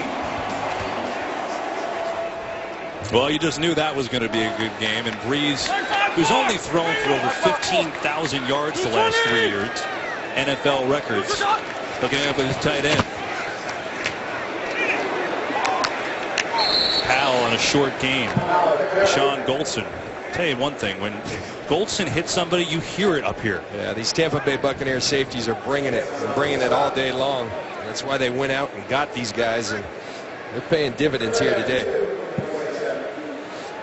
Talk about the Jets, though. They're right here in this game. Everybody, the expectations were low. Rex Ryan, very confident this week. He said, people have already written the script. It's not our script, though. All of that bravado that everybody got has gone out the door because of the way he's dealing with the media. It was in full effect when we sat down with him Friday afternoon. Jets are 7 of 12 on 3rd down. Blitz, and Smith had nowhere to go. Dakota Watson will get the sack. He just had no chance. 4th sack of the day for Tampa Bay. See Dakota Watson coming off the top on a little stunt. And Tommy Bohannon and Chris Ivory, one of those guys, has Dakota Watson. They let him run right through. That's not on the rookie quarterback. That's on the protection. Should set up Tampa with good field position. Good punt, though, from Malone. Look at this one. Page lets it bounce. And it goes all the way into the end zone.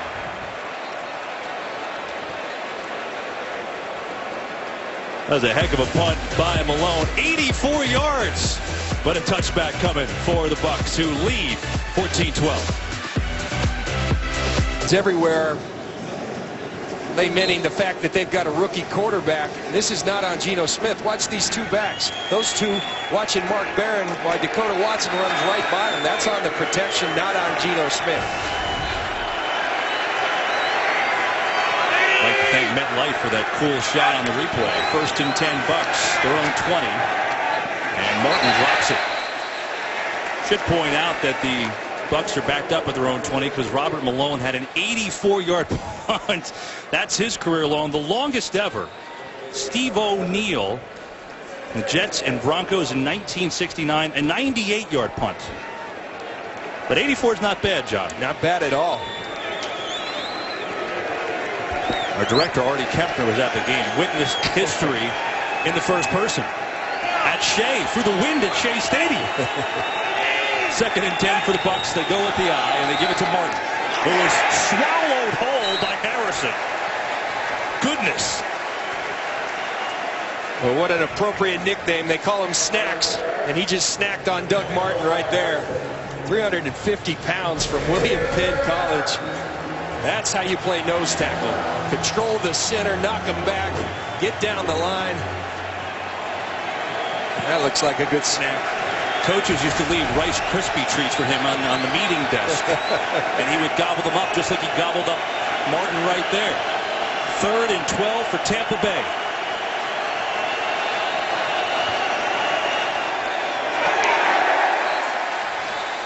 Well, that looked to be some sort of a wide receiver screen to Ogletree, but that was blown up by Kyle Wilson of the Jets. Yeah, Kyle Wilson did a tremendous job in the slot of diagnosing that screen, getting in the way of it.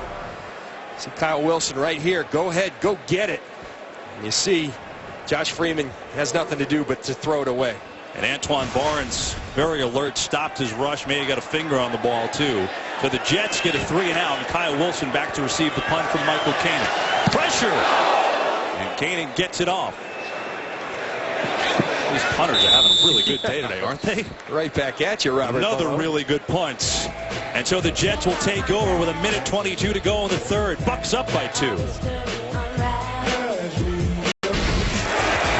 Geno Smith, his first start in the NFL. You see the rookie from West Virginia. He came right out of the chutes, throwing the football down the field.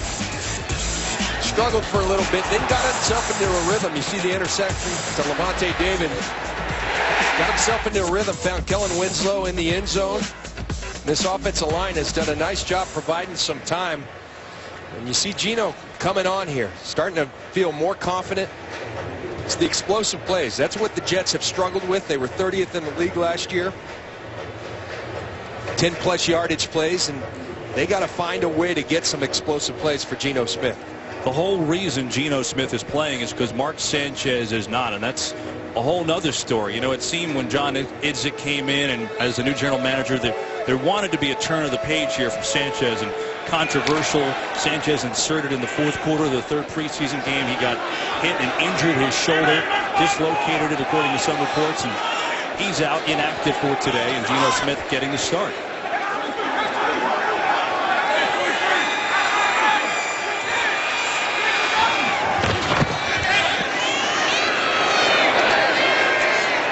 Smith finds Stephen Hill at the 30. He gets belted multiple times but hangs on. Deshaun Goldson again. Here is Mark Sanchez in that 4th quarter.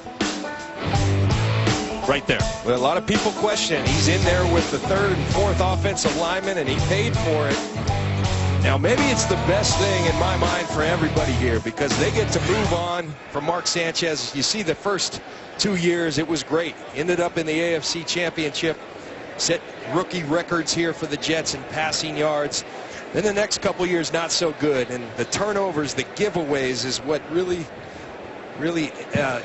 ailed Mark Sanchez and the New York Jets. He could not protect the football. I think this guy's got some football left in him. I don't know if it's here. And, you know, I think Mark Sanchez is a guy that a lot of people will take a chance on this guy. And it's probably best that it's in a new environment for him. While we look at Mark Sanchez, Stephen Hill, who made that last reception, is down. Took a couple of good hits. One of them from Deshaun Goldson, who's hitting everything that moves today. There he is. Watch this. A little team meeting at the football, getting hats to the football. You're going to stay up. We used to say if it's still wiggling, hit it. Stephen Hill was wiggling. Deshaun Goldson came in and hit it.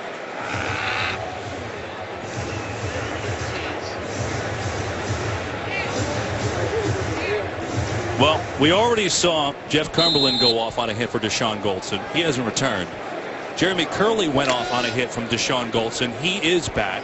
And now it's Stephen Hill goes off on a hit from Deshaun Goldson. Guy has just been a monster. And the Jets had some movement here, and add into the fact that False start Santonio offense, number 60, 5-yard penalty. It's second down. Sorry about that, Ed. Didn't mean to interrupt. Add in the fact that Santonio Holmes coming back from that Liz Frank foot injury. First game back, 1 catch, 13 yards for him. That's it. Get a 9 now. One thing I'll say for Geno Smith and Mark Sanchez, and Geno told us, is that, hey, I'm going to rely on Mark Sanchez, and Mark Sanchez being a pro's pro in there for the rookie quarterback. Room to run, and Smith has done this today. And he gets out near the 33-34. 8-yard run by Smith.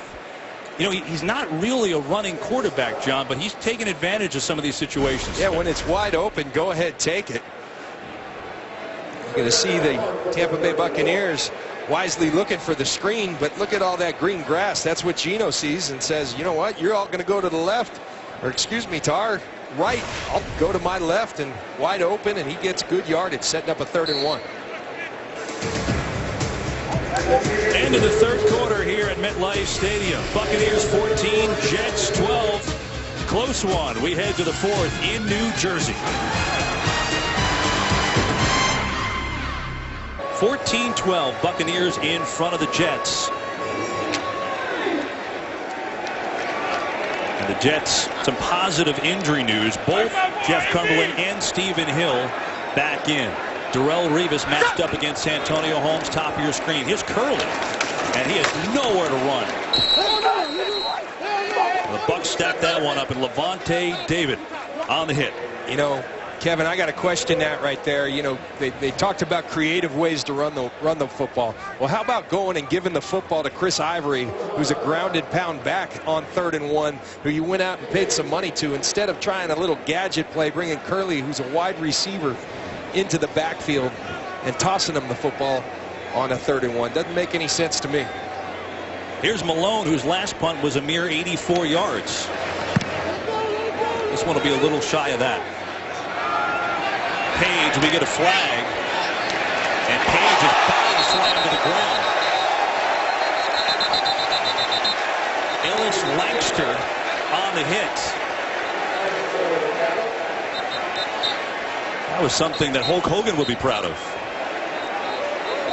I'm surprised, frankly, that there wasn't a penalty on that, because there's been a big emphasis on the league from that, slamming people's players to the ground.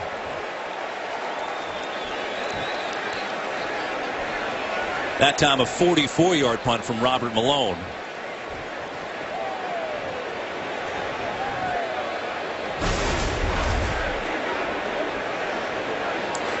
There was a flag on the play, but not for this at the end of the play. During the kick, holding by the receiving team, number 21. The penalty's enforced from the end of the kick, half the distance to the goal. First down. It's Michael Adams working on True Font out on the edge, and he sells it, and they go for it. That'll move the Bucs back. Here is the slam to the turnbuckle. Bucs up by 2. Those folks are walking very fast across the Brooklyn Bridge, probably to see the exciting 4th quarter here. Bucs football, 1st and 10. High for Vincent Jackson. We talked about when we started this broadcast that when the Buccaneers win, it's because of their quarterback, Josh Freeman, and these numbers back it up. Yeah, and it's pretty clear. He protects the football when they win.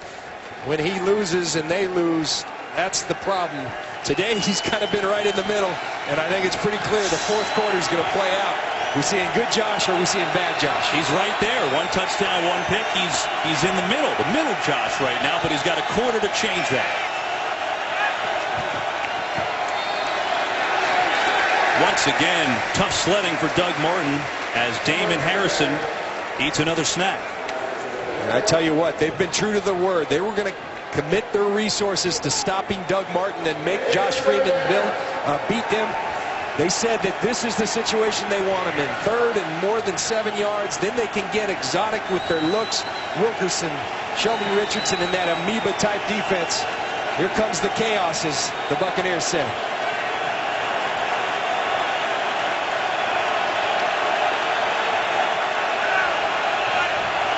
See Muhammad Wilkerson rolling around. Blitz coming. Freeman in trouble, but he's got a man wide open, and Vincent Jackson makes the catch.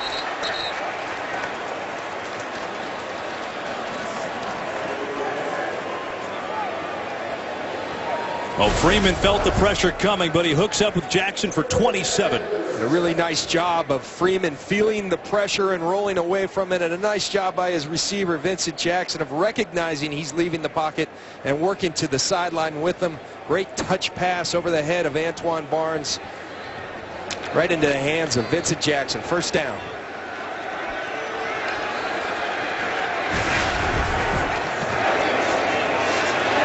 The pitch to Martin. He works his way to the 40. Vincent Jackson is having himself a day. He's over 100 yards with that last catch. Tell you what, we've been praising Deshaun Goldson for his physical play. Well, Antonio Allen just came up and laid a hit on Doug Martin. Been a very physical football game. Not always the cleanest of football games in terms of execution, but extremely physical. 20th career 100-yard game for Vincent Jackson. He led the league with a 19.2 yards per catch last year. Big plays in Tampa. 2nd and 7 on the draw. We go to L.A. Joel Klatt has a game break.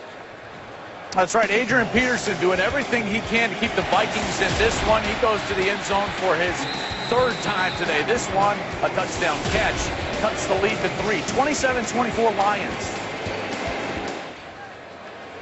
All right, Joel. I think the heat is starting to take effect of this game, John. We saw, Mike Williams before leave with what we think is a cramp, and this may be the same thing with Wilkerson. Well, Muhammad Wilkerson, a 315-pound man. He's been playing almost every snap, and that's exactly what it looks like. Very common in week 1. 80 degrees on that field today. Wednesday on an all-new episode of The Ultimate Fighter, the tension between rival coaches Ronda Rousey and Miesha Tate boils over when their #1 pick square off in one of the most shocking battles in Ultimate Fighter history. Don't miss an all-new episode of The Ultimate Fighter this Wednesday only on Fox Sports 1.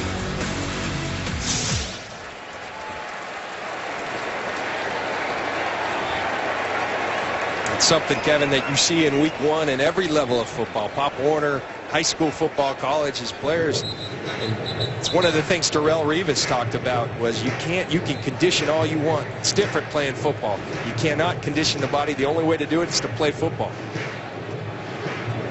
Great shots all day long from the MetLife blimp high atop MetLife Stadium in East Rutherford, New Jersey on this opening weekend in the NFL. Along with John Lynch, I'm Kevin Burkhardt. Glad to have you along as we will go down to the wire here. 4th quarter, Bucks up by 2, and they've got a big 3rd down coming up. See if they work this matchup. Mike Williams on the safety, Antonio Allen. Freeman eluded the initial blitzer. It was Demario Davis, and looked at Martin all the way, just didn't have it. You think as it's set up, you see Josh Freeman along with his coordinator Mike Sullivan, but he looks at that wheel route from Doug Williams. He liked that matchup on Calvin Pace. Calvin Pace does a nice job in coverage.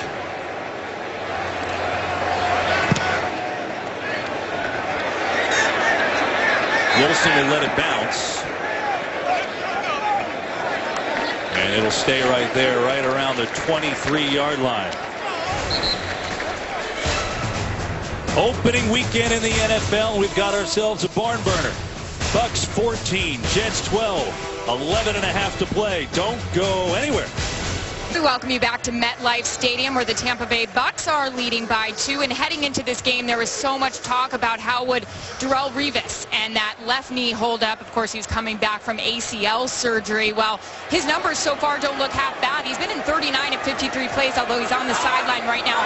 Kevin and John, I had a chance to talk to head coach Greg Schiano coming out of the half of what he's seen. He said he's gotten his hand on the ball. He's been running around well. He's been very pleased with what he's done so far. Aaron, I think, he's been out there maybe more than we even thought. He just saw Adrian Claiborne get the pressure to blow that play up. And, I think, John, when you look at Revis, sure, back against his former team, back from the ACL. But they signed him to a 6-year, $96 million deal. This isn't just about today. Hey, money talks. They're going to look at the big picture with Darrelle Revis. And he said to us, I got to be very honest with my head coach, with my trainer, as to how I'm feeling. And I've got to be prudent about this. I got to think it through. And I credit Greg Schiano for managing him the way he is. This is Powell. And Claiborne came in to make the stop. Well, Geno Smith has a chance to maybe lead a comeback victory in his first NFL start.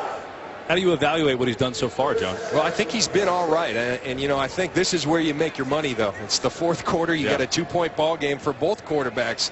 Let's see who rises to the top. Here's football right now for Geno Smith in the NFL. 3rd down. And these aren't easy situations. It's 3rd and 7. Here's where you make your money.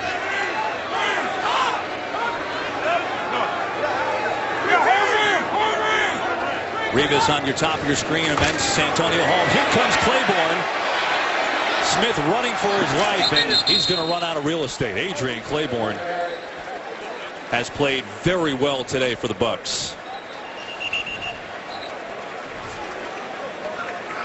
Greg Schiano talked about it. I need my big boys to play well. Gerald McCoy's been all over the field, and Adrian Claiborne has as well. It might help to block him. Before the quarterback left the pocket, holding by the defense, number 29. The 5-yard penalty enforcing the end of the run. 1st down. And so the Jets get a major break. That's Leonard Johnson, the 2nd-year man from Iowa State. Curley going a little shallow cross, and he grabs that shoulder. The back judge sees that all day long, and oh, what a critical blow for Leonard Johnson and the Tampa Bay Buccaneers. Off the field on 3rd down. Huge 1st down. Here's Powell. And the ball is loose. And Stephen Hill made a big-time save, pouncing on that fumble by Bilal Powell. We talked about the hitting in this game. While Bilal Powell's going for extra yards. Ooh, he grabbed the face mask as well. Jonathan Casillas, the newly acquired linebacker that stripped the ball out. Got his helmet on that ball.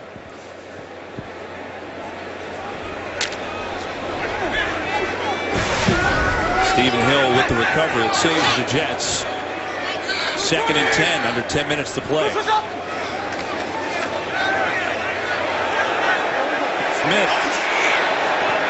And he's going to have a completion. He waited for Clyde Gates to come across.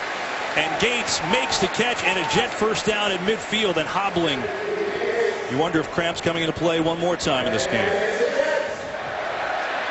Tremendous patience by Geno Smith. We talk about throwing on time. Well, sometimes when you break the pocket, it allows you a little more time to work and let things play themselves open, and he does exactly that and puts a strike on Gates as he gets his feet in. Blitz coming. Far sideline, a little low as Hill could not corral it. Leonard Johnson was there on the coverage. You know, we've seen Geno Smith be patient a little bit today. Remember on that drive before the 1st half, John, when he sat there and rolled and kind of rolled slowly and waited and found Kellen Winslow. And you know what? That should be a catch. And the flag's already out for Rex Ryan all over it, because that's a catch all day long. And that is a new thing this year that you can challenge. You couldn't challenge an incomplete pass in the past. They've changed that rule, John, and you can challenge those now.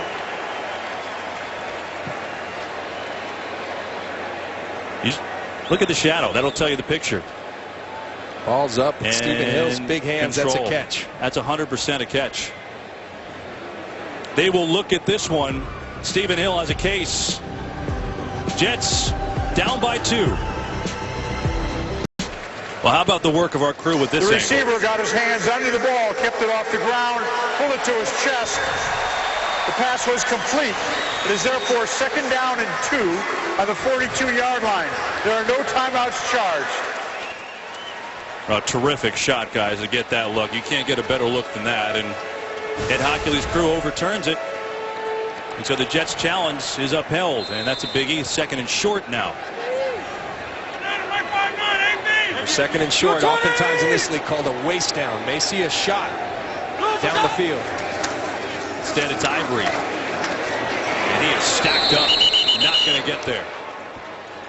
Mason Foster has had a couple sacks today and a forced fumble on the hit. We talked about how hard these yards are to get against the Buccaneers on the ground. Remember last time, 3rd and short, toss to Jeremy Curley. We'll see what they come up with right here.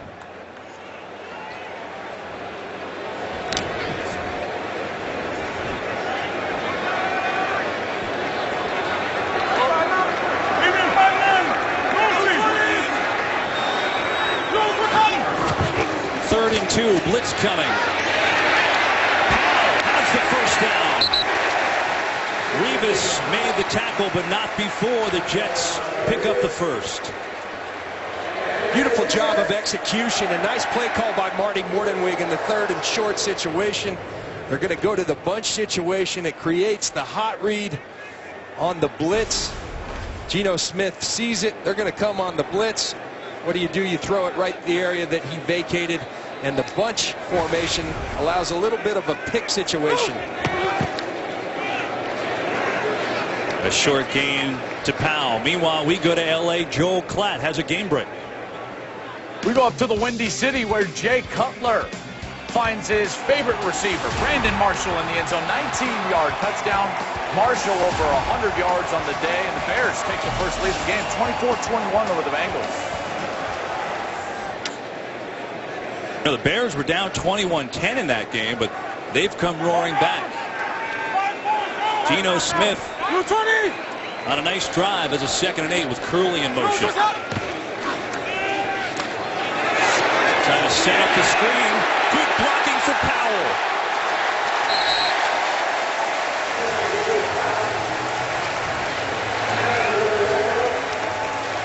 Really nice job by Geno Smith. He had Adrian Claiborne right in his face. Coming off the left side, he tucks Austin Howard, puts his face in the fan, stands tall, and delivers it to Bilal Powell, who does the rest with a little help from Willie Colon. A 14-yard pickup. Geno Smith having himself a nice drive. 1st and 10 for the Jets. Trailing by 2 here in the 4th. Wildcat formation. It's Ivory this time. And that's a short gain. And again, I go back to why the Wildcat. This is the #1 ranked rush defense in the NFL. They're trying to take some pressure off the rookie quarterback. They don't want to send him back there and have him throw 50 times. They want some semblance of a run game. Put him in 3rd down in manageable situations. Has it been effective? You know, I just don't love it. The quarterback's having a good drive at that point. I know it's trying to take the pressure off, but it's maybe the best drive of the day for Smith. On a 2nd down. And he's just going to throw that one away. Pressure was coming.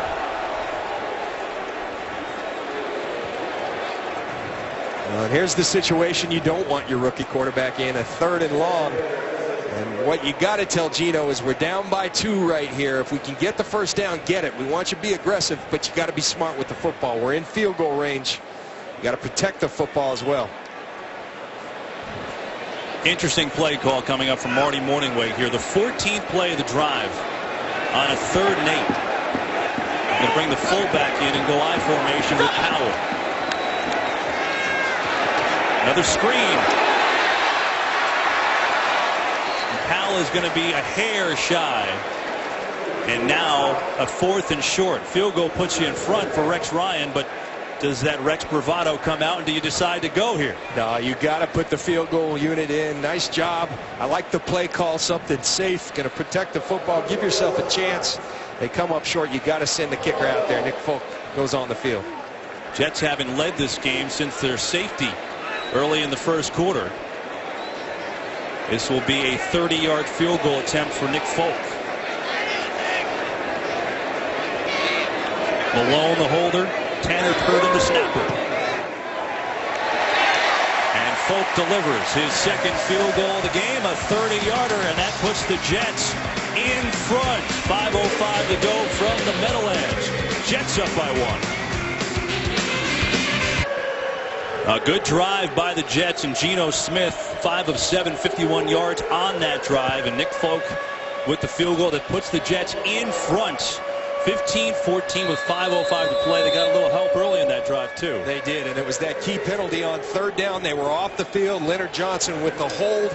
They caught him. 1st down Jets. They go down and get the field goal.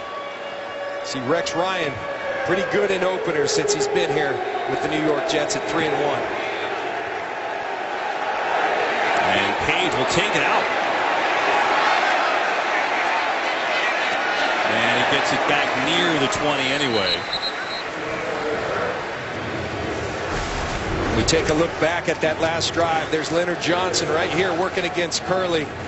He's going to get a handful of jersey. The back judge right on it on 3rd down and gives the Jets a 1st down, extends the drive, and they go down led by Geno Smith for the field goal that has them up by 1. Well, we saw Geno Smith with the drop to put the Jets in front. Josh Freeman, it's on him now. 10 of his 24 career wins are come from behind 4th quarter or overtime victories. Martin just gets upended. That's DeJuan Landry, who also has a pick in this game. Well, this is just good open field tackling. At some point, you can dedicate the resources, but it comes down to blocking and tackling. They dedicated the resource, but nice tackle by DeJuan Landry on Doug Martin. Rex Ryan defense playing some good football here today.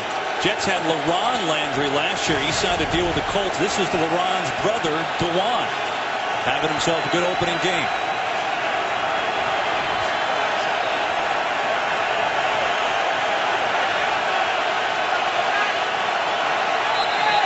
Movement as Freeman backed out with more income. 5 yards, 2nd down. This is exactly how things started. Remember when the Bucs went backwards. Well, the penalties have plagued the Buccaneers all day, and the ineffectiveness of Doug Martin. 2.1 average for Doug Martin. Rex Ryan said, we can't let him get going. If we can keep him in check, I like our chances. 12 penalties on the Buccaneers today.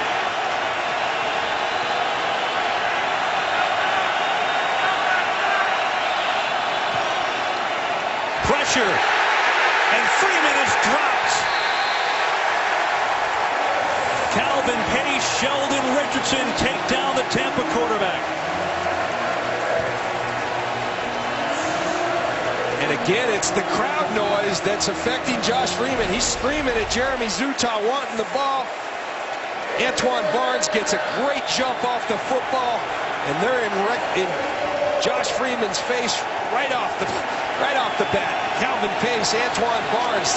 Here comes the rest of the party.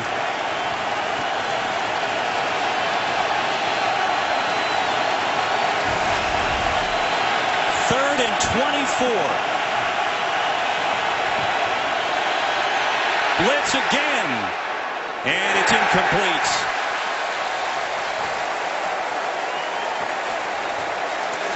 Looking for Vincent Jackson, but Rex Ryan's defense does the job. You know, Rex Ryan told us in a meeting on Friday that people have written the story, but not our story. Well, Vincent Jackson at the end of this, not so sure he wants to take the fire across that middle. Josh Freeman not happy at all. A lot of miscommunication out there. Having trouble just getting the ball snapped.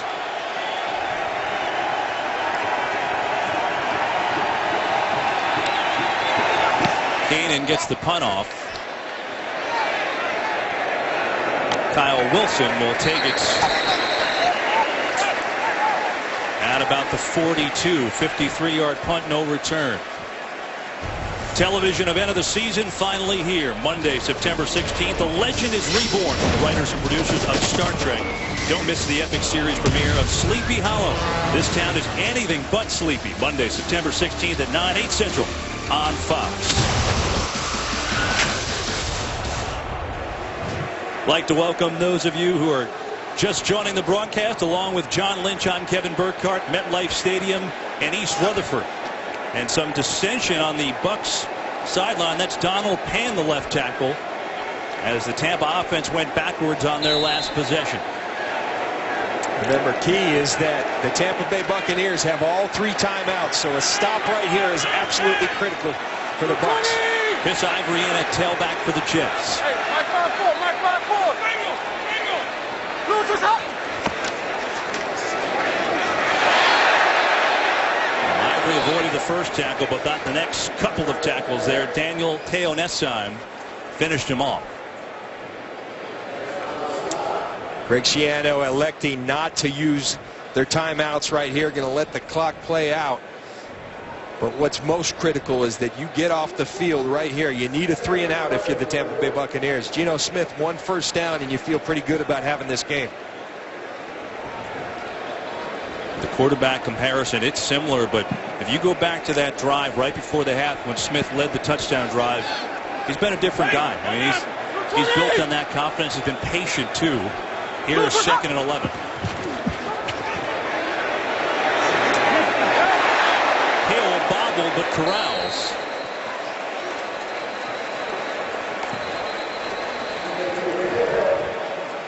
And Tampa Bay, I believe, is going to call their first timeout.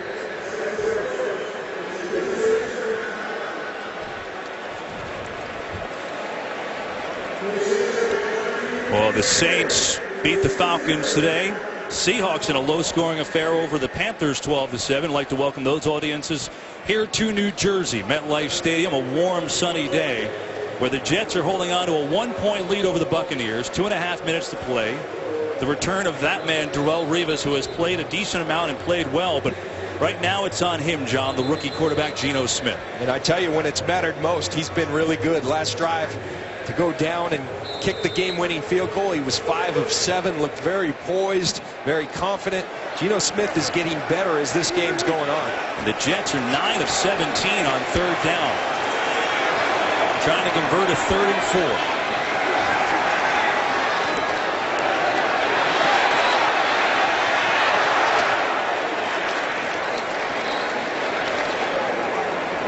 And the Bucs will do their job. They'll force the Jets to punt it away. And that is their 2nd timeout they just called.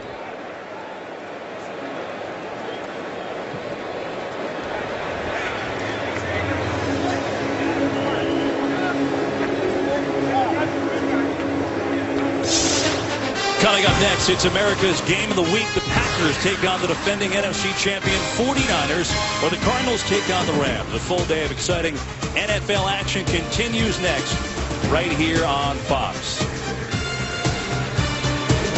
And so the Buccaneers will get the ball back, John. 2:21 to play right now. They'll have 1 timeout and the 2-minute warning remaining, so plenty of time. Only trailing by a point here in the 4th. Yeah, and a tremendous job of that Buccaneer defense getting the football back for Josh Freeman and the Tampa Bay Buccaneer offense. We'll just see.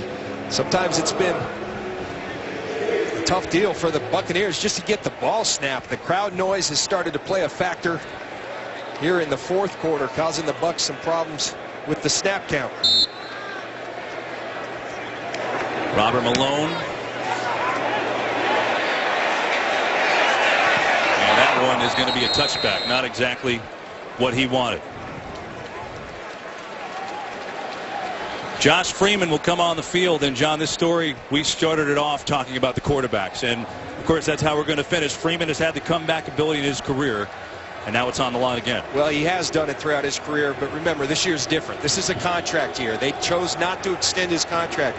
You want to get paid, go take your team on a game-winning drive. This is where you make your money as a quarterback. We'll see if Josh Freeman and company can get it done.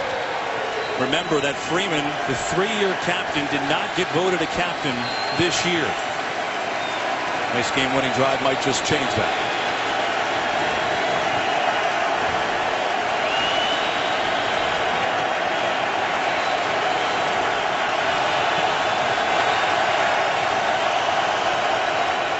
On a 1st and 10. And Freeman under duress there, looking for Mike Williams. Dean Milliner on the coverage. like what Rex Ryan's doing right there. He understands that he has a rookie cornerback in D. Milner, so he's going to play him an aggressive man-to-man, but he's got safety help over the top so that he's not out there alone, brings an extra linebacker. Rex Ryan in this New York defense has been really good all day.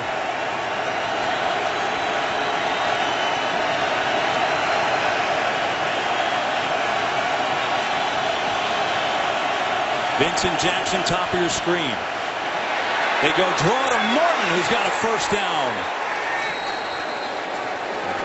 And that will take us to the 2-minute warning here in New Jersey. 17-yard run for Doug Martin. 2 minutes to go. It's the Jets 15, Buccaneers 14. We're coming back after this. At that last run by Doug Martin, smart move by Josh Freeman. 2 safeties back. Means there's a lot of room for Doug Martin to run. Doesn't, kind of counterintuitive this late in the game running the football, but it works. Smart on Josh Freeman's behalf in the Tampa Bay Buccaneer offense. Longest run of the game for anyone. Finding Ogletree, but Ogletree's out of bounds.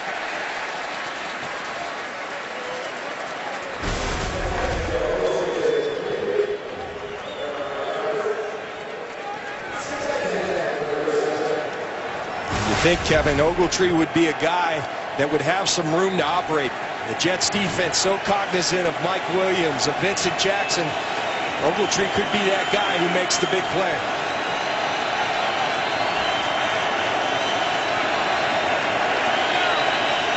Mike Williams all alone, bottom of your screen. Minute 55 to play, 1 timeout for Tampa. Second down. Looking for Ogletree, incomplete. That's just kind of understood that you're going to have to make a play. They're going to be very aware of Vincent Jackson, of Mike Williams. And when you go get a player like this, Kevin Ogletree, you got to catch this football. That's a dime. He puts it right on the money. You got to look it in. And when your team needs it most, you need to bring that in.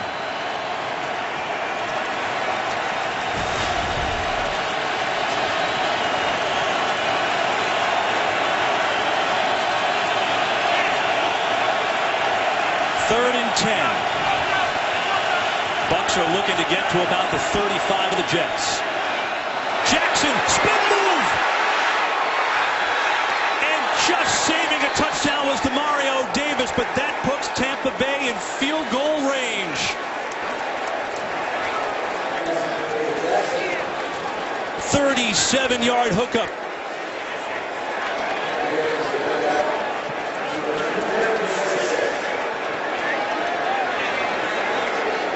They dropped the chain there, so now they move the chains back up.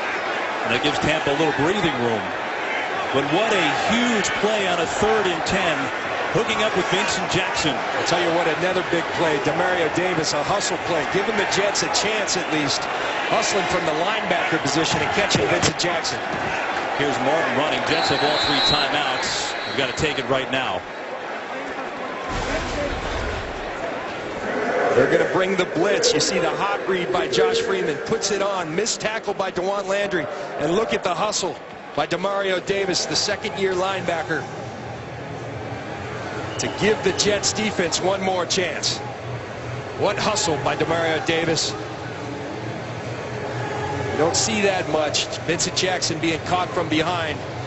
Demario Davis, all you want to do is give your team a chance. It's exactly what he did with that effort. Jets wasted some valuable time. Jackson's had a monster day. They've got 2 timeouts left. Obviously, Tampa's already in field goal range, but they did let some time wind off the clock there. Remember Connor Barth, their stud kicker from the last couple of years, not available. Ryan Lindell, the kicker. Connor Barth hurt in an off-season accident. Falls upon Ryan Lindell, the veteran kicker for the Tampa Bay Buccaneers. We're looking at about a 45-yard field goal as it stands right now. Martin, big hole up the middle. That's going to make it a lot shorter. Jets will call a timeout after a 7-yard gain, making it a lot easier for Ryan Lindell.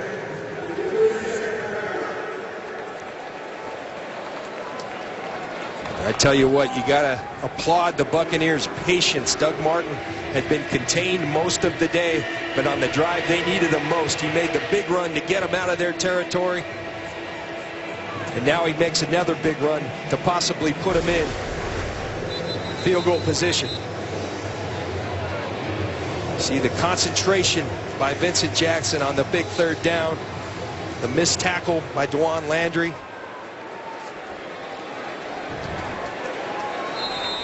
Doug Martin churning those legs. Their Pro Bowl runner in his second year. Big yardage, valuable yardage for the Tampa Bay Buccaneers. Well, first things first, Jets have to make a stop here. They've got one timeout left. They have to make a stop and call it if they want a chance. Otherwise, first down, the Bucs can run it down and kick the field goal at the end. Doug Martin's got to hold on to that football. Martin will not get the first down. 4 carries on this drive for Martin, 26 yards. John, as you said, he's been huge. Jets clock is running. Well, they wasted seconds again calling a timeout. And now they do finally call. I don't know what happened. No idea why they were waiting. As soon as that play's over, the timeout should have been called. The Jets wasting valuable seconds, and now they have an injured player. Well, the ball is spotted right now. They're putting it on the 19-yard line, so you're looking at about a 37-yard field goal for Ryan Lindell, the 14-year veteran. They work on Damon Harrison on the field. Lindell hasn't had a field goal try today. Keep that in mind. Just a couple of extra points. Geno Smith will have very limited time, gets the ball back. But first, Lindell has to make the kick. Tampa in position when we come back.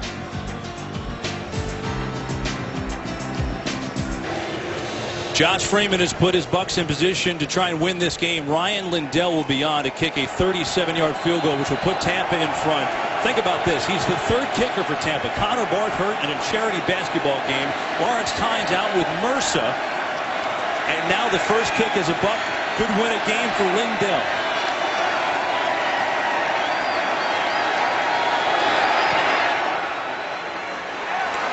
And he's got it. First kick is a Tampa Bay Buck for the 14-year veteran, and he puts the Buccaneers in front 17-15 with 34 seconds to go. Great job by Lindell, Kevin, but you gotta wonder, there were 2 plays on that last series where the timeout was not called right away by Rex Ryan, and you gotta wonder what they were thinking. He got 34 seconds. You could have had about 45 seconds left on the clock. Right down the middle by Ryan Lindell. Meanwhile, got to give some credit to Tampa's offense and Josh Freeman. He's a little fired up, rightfully so. He led a 9-play, 61-yard drive.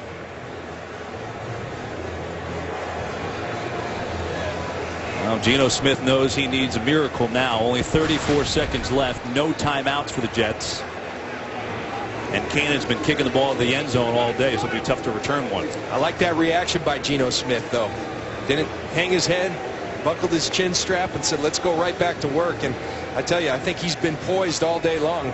It's going to take a lot of poise with only 34 seconds. And no timeouts left for Geno Smith and the New York Jets.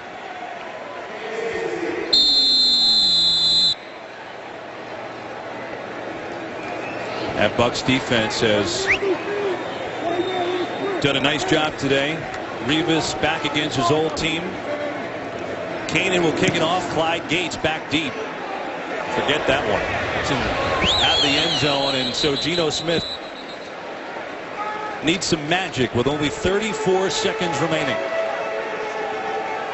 He has had a good day for his NFL debut. John, with no timeouts here, you got some limited options. Well, it turns into one of those things. Obviously, you got to take the ball downfield. You got to try to get out of bounds. But the Bucs know that as well. If you're the Buccaneers, let them catch it in the middle of the field, then make the tackle. Do not let them out of bounds.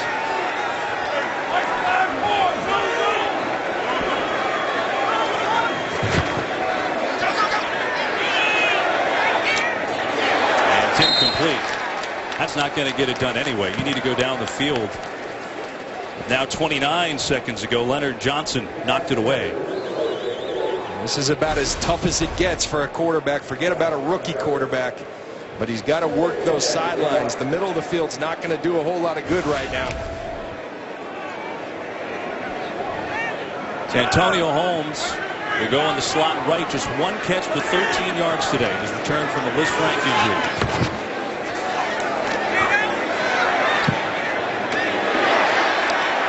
Got a man over the middle. That's Winslow. Again, no timeouts. Smith will have to spike it here, and he does with 15 seconds to play.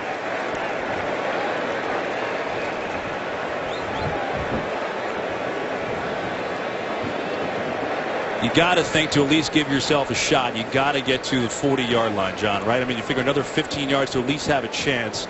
Folks, career high 56 yards. There's virtually no wind on the field right now to at least have a shot. Folks got a big leg. Get to that 40-yard line. You give yourself, your team a chance. Claiborne coming. Smith running. He's going to get out of bounds with 7 seconds. And a late hit. A humongous mistake. Lavonte David. He'll put the Jets in field goal range. Just a senseless play by Lavonte David. Geno Smith near the sidelines. Do not need the extra push. Lavonte David does. They're all over it. See Geno Smith out of bounds. The push. Tack on another 15 yards. 15 yards. First down. In a day that's featured mistake after mistake for the Tampa Bay Bucks, they've just given the Jets a chance to win the game. Ball on the 30-yard line, and Nick Folk is coming out to try and win it for the Jets. Tampa has one timeout. See if they decide to try and ice the kicker. It's a 48-yard attempt.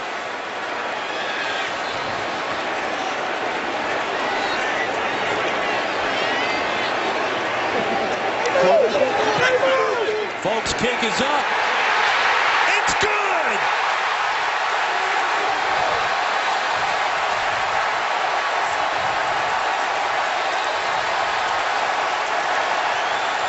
Well, why not? Leading up to the game, the Jets have been a circus, so why not a circus finish? The drama continues here in New York. It looked improbable. Lavonte David, about as good a football player, young football player, as there is in this league, makes a stupid play, gives them a shot. Nick Folk drives it right down the middle.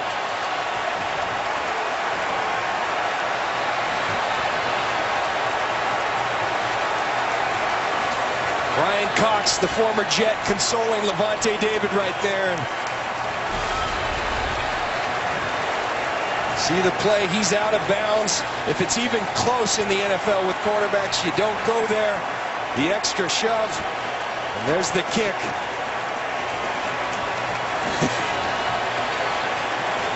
You're right, the circus continues. Good snap in the hold by Malone. And Rex.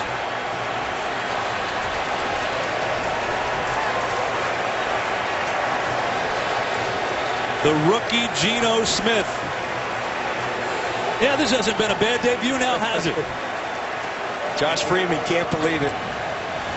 Got his team down for what he thought was the game-winning field goal. Lavonte David, that poor young man, that one's going to stick with him.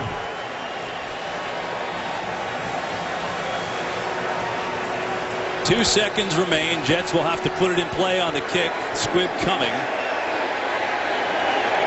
Touched up by Vincent Jackson. They're going to throw it around to see if they could get something going here. Hand off to Doug Martin. Martin's got a seam, some room with some blockers. Martin to the 35, but he's dragged down. Fumble on the play. Game is over. Doug Martin made it interesting, but Jaquan Jarrett finished it off, and the Jets pull off an improbable win. 18-17 here at MetLife Stadium. Tell you, I was looking for the Stanford band there for a second. That's only opening week.